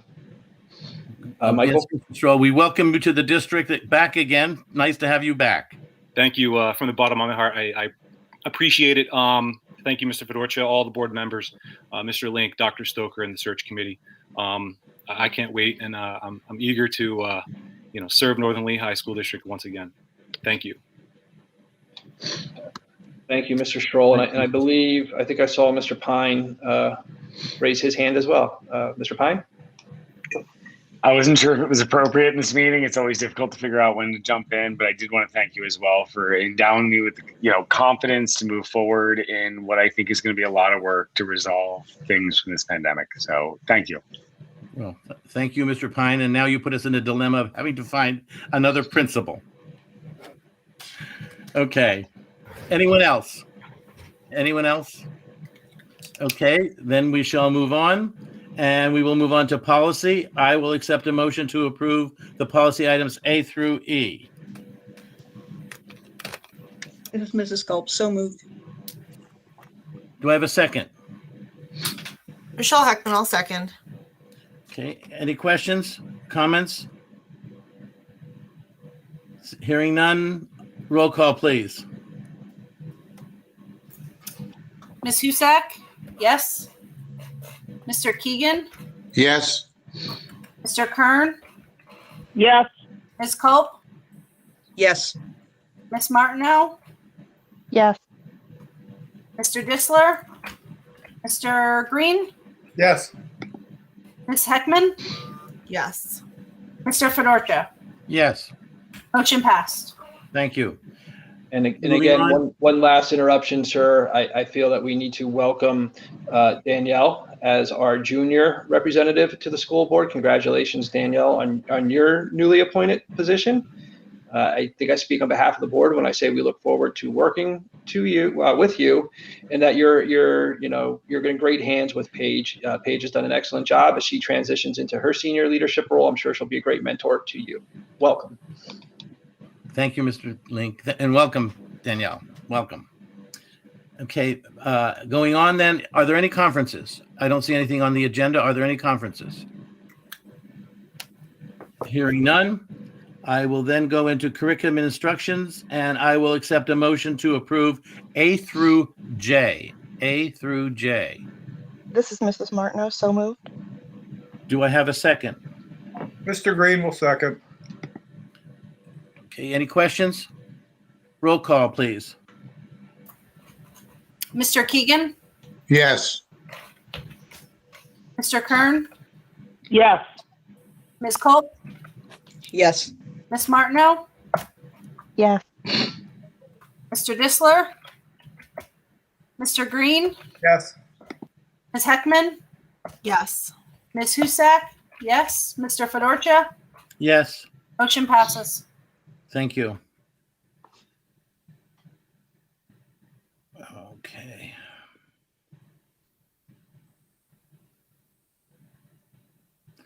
Moving on then, I will accept a motion to approve the new business items. I believe we're on old business, sir. Where did I miss that? Hold on a second. Yes. I'm sorry. I scrolled too fast. Old business. I will accept a motion to approve the old business items that are listed there for you. Do I have a motion?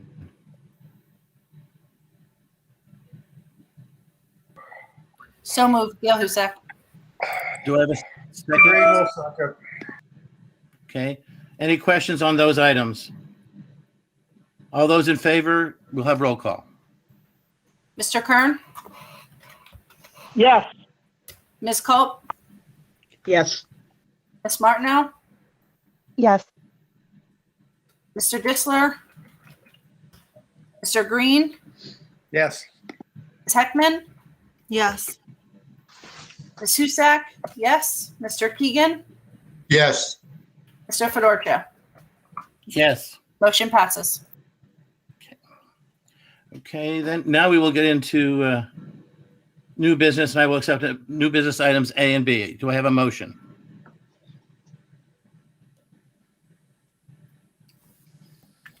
Matt Green moves the new business items.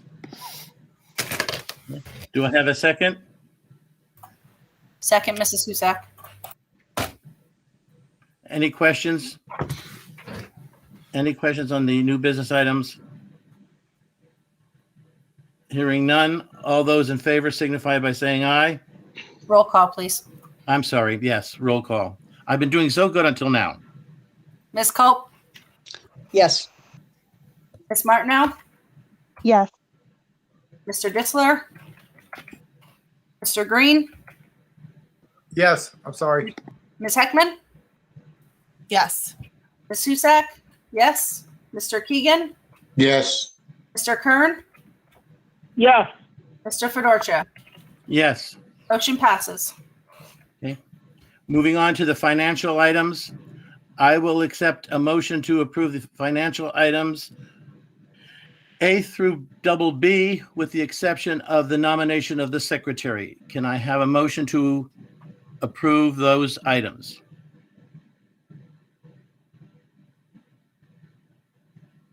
Do I have a motion to approve?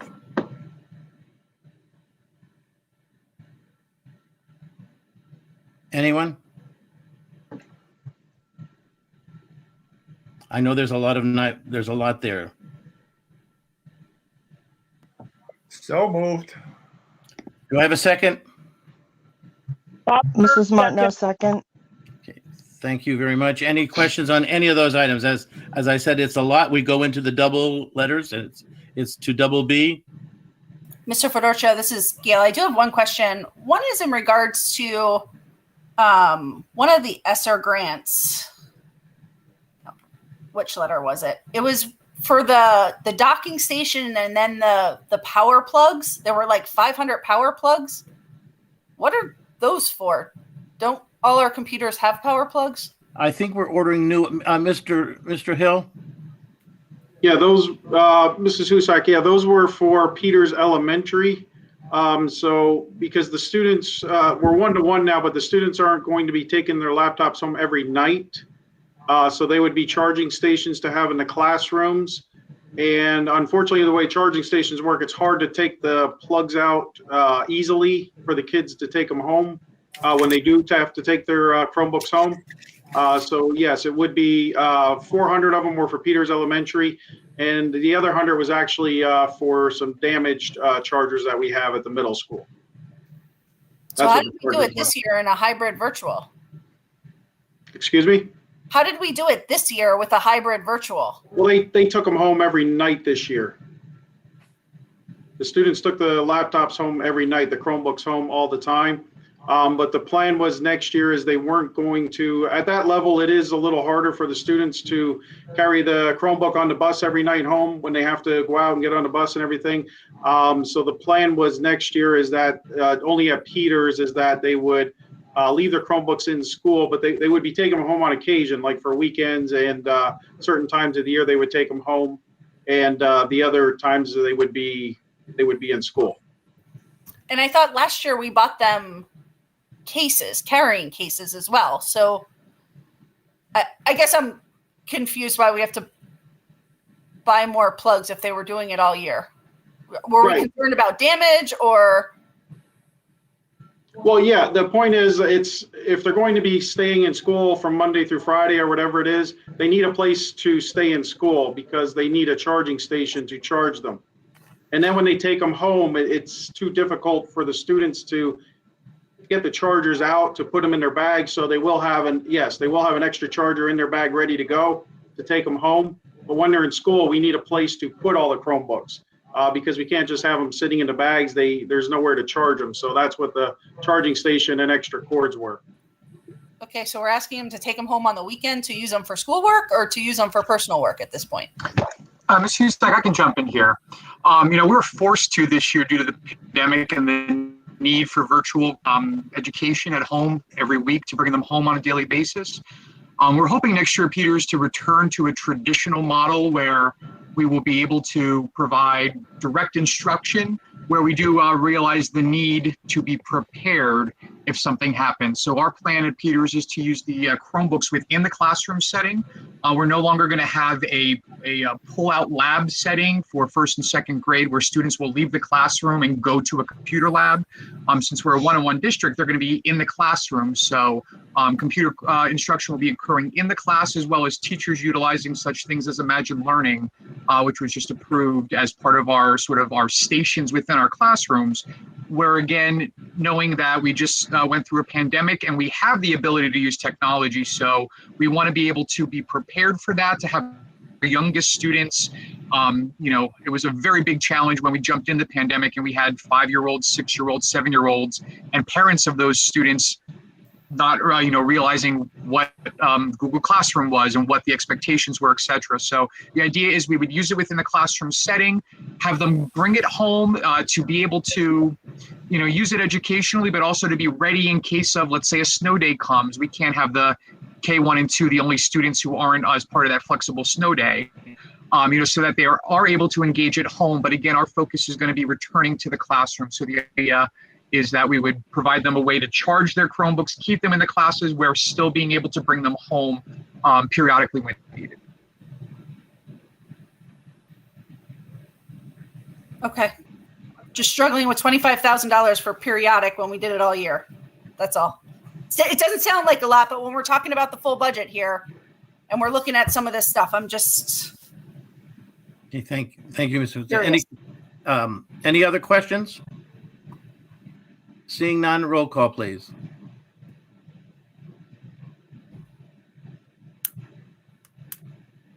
Ms. Husak? Yep. Ms. Martineau? Yes. Mr. Disler? Mr. Green? Yes. Ms. Heckman? Yes.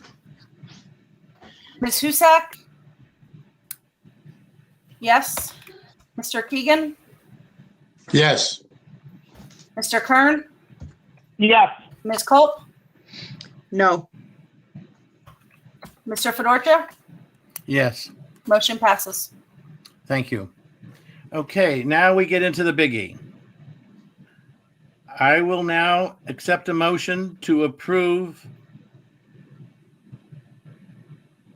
the general fund budget for 21-22. Mr. Fedorcha, I believe we have to do CCM personnel under election of secretary, please. Oh, I'm sorry. You know what? That's my fault. I was rolled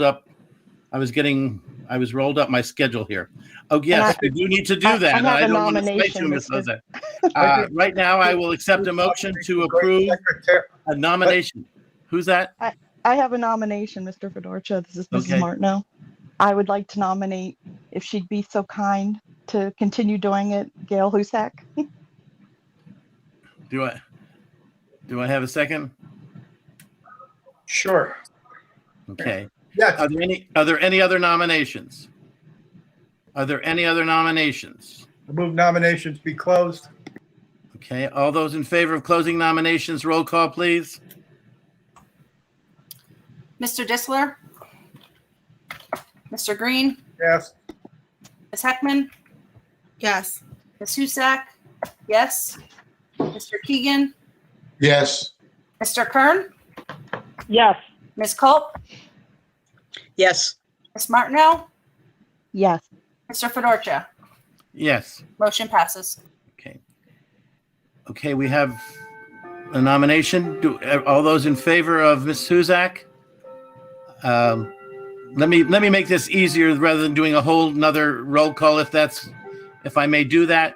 Is anyone objecting? Can I have anyone objecting to Mrs. Husak being the secretary for the next 4 years? Hearing none, Ms. Husak, thank you, and you are now our secretary. again? I think you have to do a roll call. I believe we must do a roll call, sir. All right, then I will do a roll call. I'm sorry. That's all right. I was trying to simplify things for us right Can't now. the secretary just cast a unanimous ballot? I don't think so. I think that's what I was trying to get done, but I don't think we can do that. So let's do a roll call, Mr. Zach. Mr. Green? Sure. Ms. Heckman? Yes. Ms. Husak? Yes. Mr. Keegan? Yes. Mr. Kern? Yes. Ms. Culp? Yes. Ms. Martineau? Yes. Mr. Disler? Mr. Fedorcha? Yes. Motion passes. Congratulations, Mr. Zach. Thank you. No Okay. problem. All right. So now let's get into the adoption of the budget 21-22. We have two parts. Right now we're going to do 11A. So if somebody can make a motion and put in the figures, please. Do I have a motion?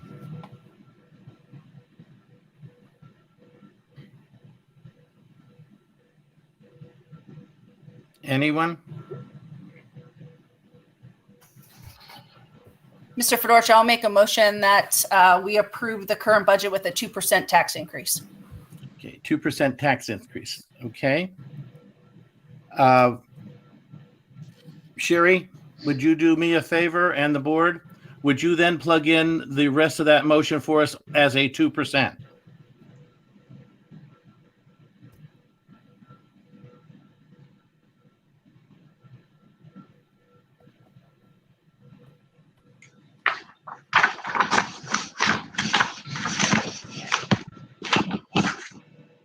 Alrighty, number one, Lehigh County millage rate of 23.5637, which is $2.356 per $100 of assessed valuation.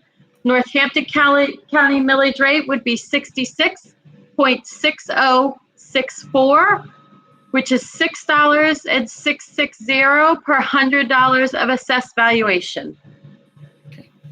Those are the numbers. We do have a motion. Do I have a second?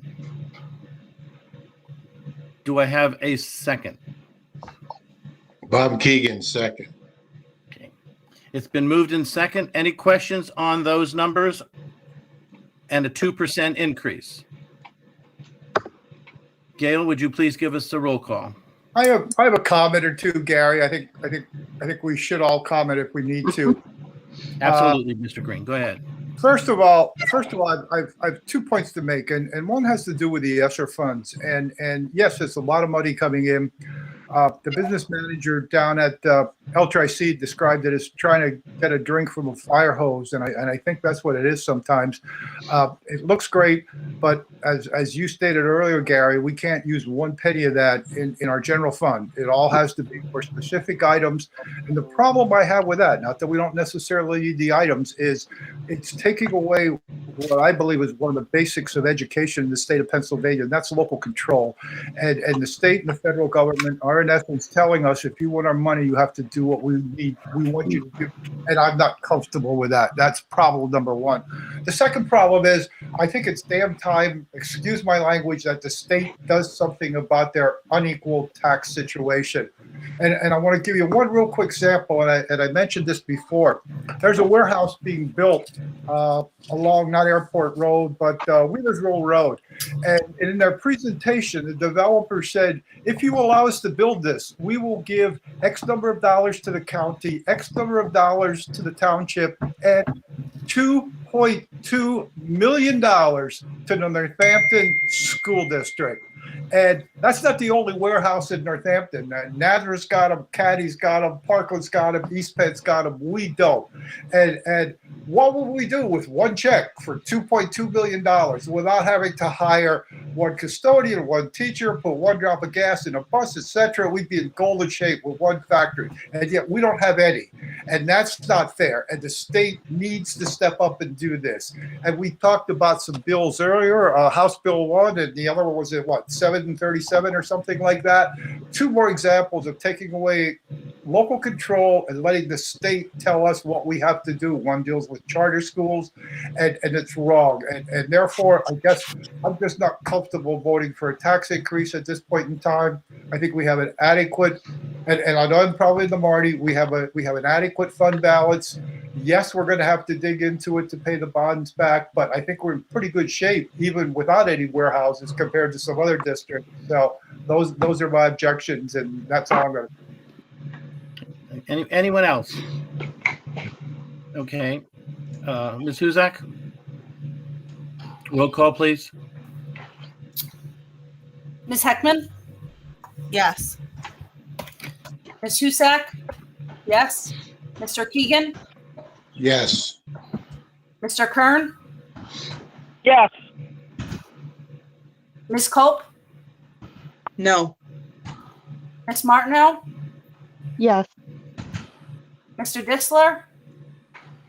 Mr. Green? No. Oops. Mr. Fedorcha? Yes.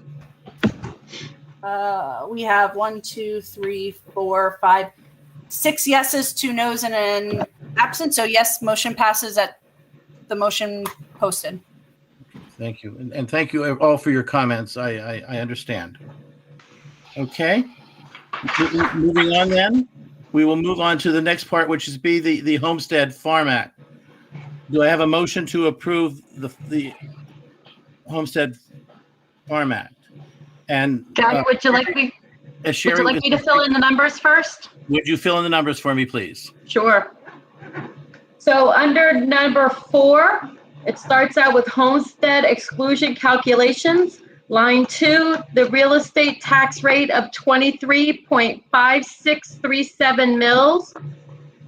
In parentheses, 0.0235637 for Lehigh County. And 66.6064 mils, in parentheses, 0.0666064 for Northampton County. The maximum real estate assessed value reduction to be reflected on tax notices as a homestead exclusion for each approved homestead is $270.09 for Lehigh County, or $207.09 for Northampton County. And the maximum real estate assessed value reduction to be reflected on tax notices for farmstead exclusions for each approved farmstead is $207.09 for Lehigh County and $207.09 for Northampton County.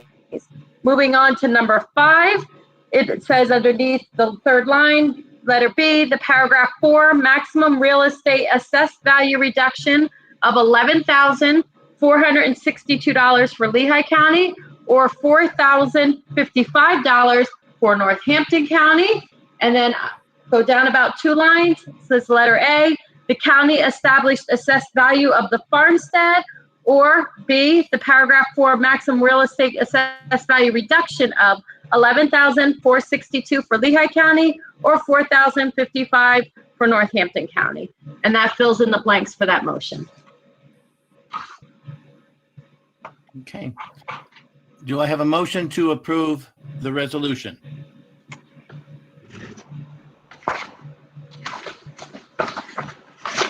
Do I have a motion to approve the homestead resolution? Bob Keegan, so moved. Do I have a second? Bob Burns, so moved. Any questions? Thank you, Sherry, for putting those numbers in for us. Roll call, please. Ms. Husak? Yes. Mr. Keegan? Yes. Mr. Kern? Yes. Ms. Culp? Yes. Ms. Martineau? Yes. Mr. Disler? Mr. Green? Yes. Ms. Heckman? Yes. Mr. Fedorcha? Yes. Motion passes. Thank you. Okay, moving on to the legal items. I will accept the motion for the legal items 1 through 3. 1 through 3. Do I have a motion to do so? Matt Green, so Bob moves. Burns, so moved. Moved in second. Any questions on any of those? Hearing none, roll call, please. Mr. Keegan? Yes. Mr. Kern? Yes. Ms. Culp? Yes. Ms. Martineau, Yes. Mr. Disler, Mr. Green, Yes. Ms. Heckman, Yes. Ms. Husak, yes, Mr. Fedorcha. Yes. Motion passes. Thank you very much. Any correspondence, Madam Secretary? None this evening, thank you. Okay, thank you. The minutes of the Carbon Intermediate Unit, Carbon County Community College, and the Lehigh Career and Technical Institute minutes are in your packet, and they're for your perusal. At this time, Mr. Hill, I'm going to refer to you, please. Yes, Mr. Fedorcha, we do have a few guests that would like to speak. The first one is Connie Check, who wants to discuss about the class of 2020 funds and presentation of suggestion of ideas. Please state your name and your address before you address the board. Thank you. Ms. Check.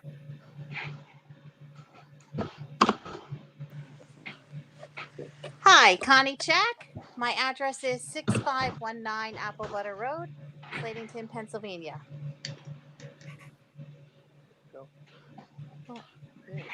And your question or comment? Okay. I'm just, hold on. Take your time. I'm just wondering if we have any resolution as to the suggestions and or votes needed or whatever to use the funds from 2020 to purchase items for the school. This was discussed at the last meeting. I apologize. I do not have any recommendations, so I will ask Mr. Link if he does. Sure, happy to, and thank you for the question, Mrs. Check. We have received a number of recommendations from the previous class, one of which is Mr. Jason Check, who I believe is with us this evening.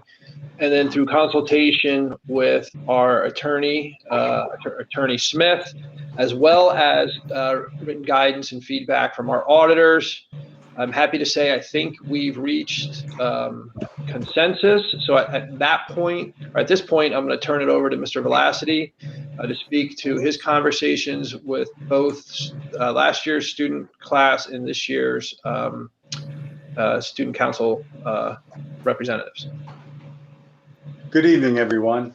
Thank you very much for, I want to thank the class officers of 2020 for meeting with me. We had a very good discussion, and their number one suggestion was to purchase a giant Bulldog statue to in honor of our mascot, the Bulldogs, as you well know.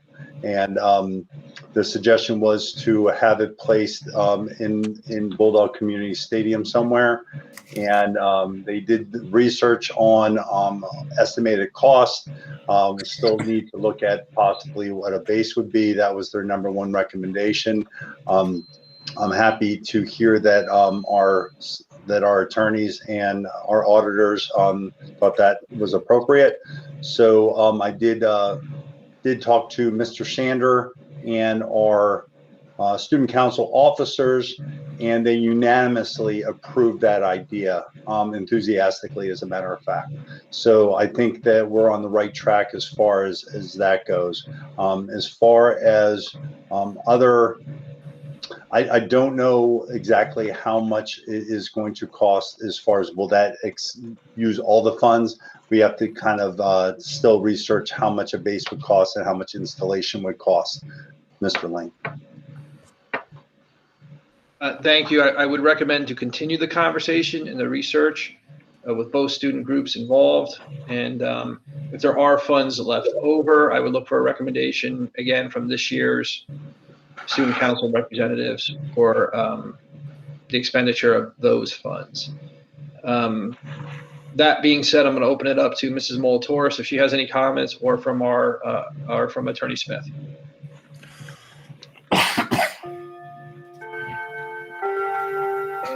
I don't have any comments. We did hear from our auditor and the solicitor that we can use it in that realm, so I'm all in favor of it. Thank you. Mrs. Check, does that answer your question this evening? Yes, it does. Thank you so much. I just didn't know where we were at and if there was a final decision made on the Bulldog. I think the Bulldog's going to be a big asset to the field house, and I look forward to seeing it installed. Thank you. Okay, the next registered guest is Jason Check, and he would also like to speak about the class of 2020 funds. Again, please state your name and your address, and then you may address the board. Thank you.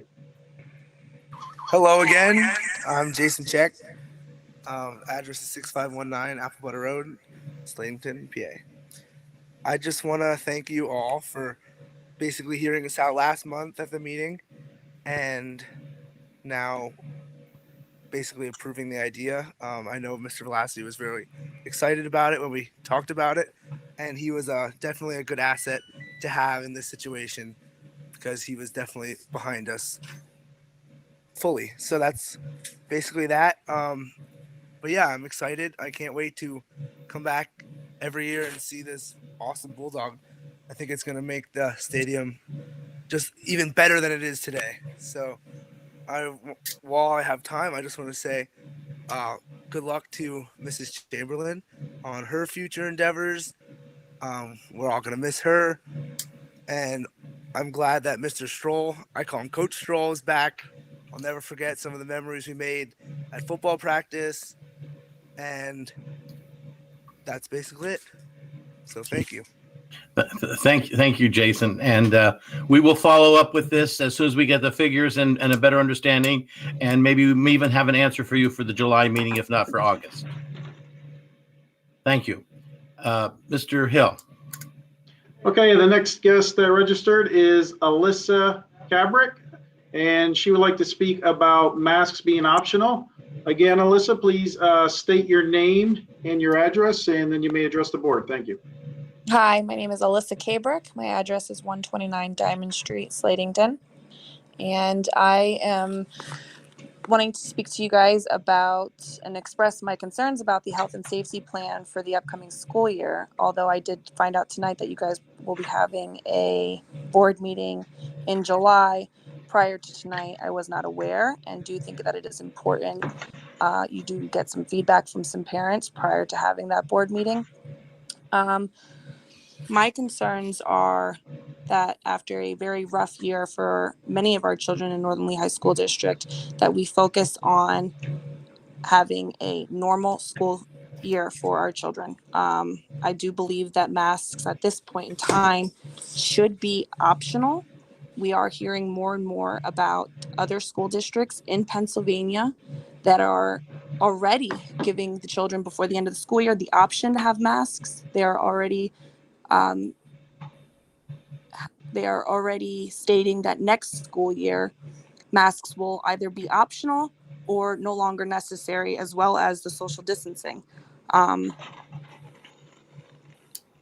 I do respect those who feel that wearing a mask is what's best for them and their children.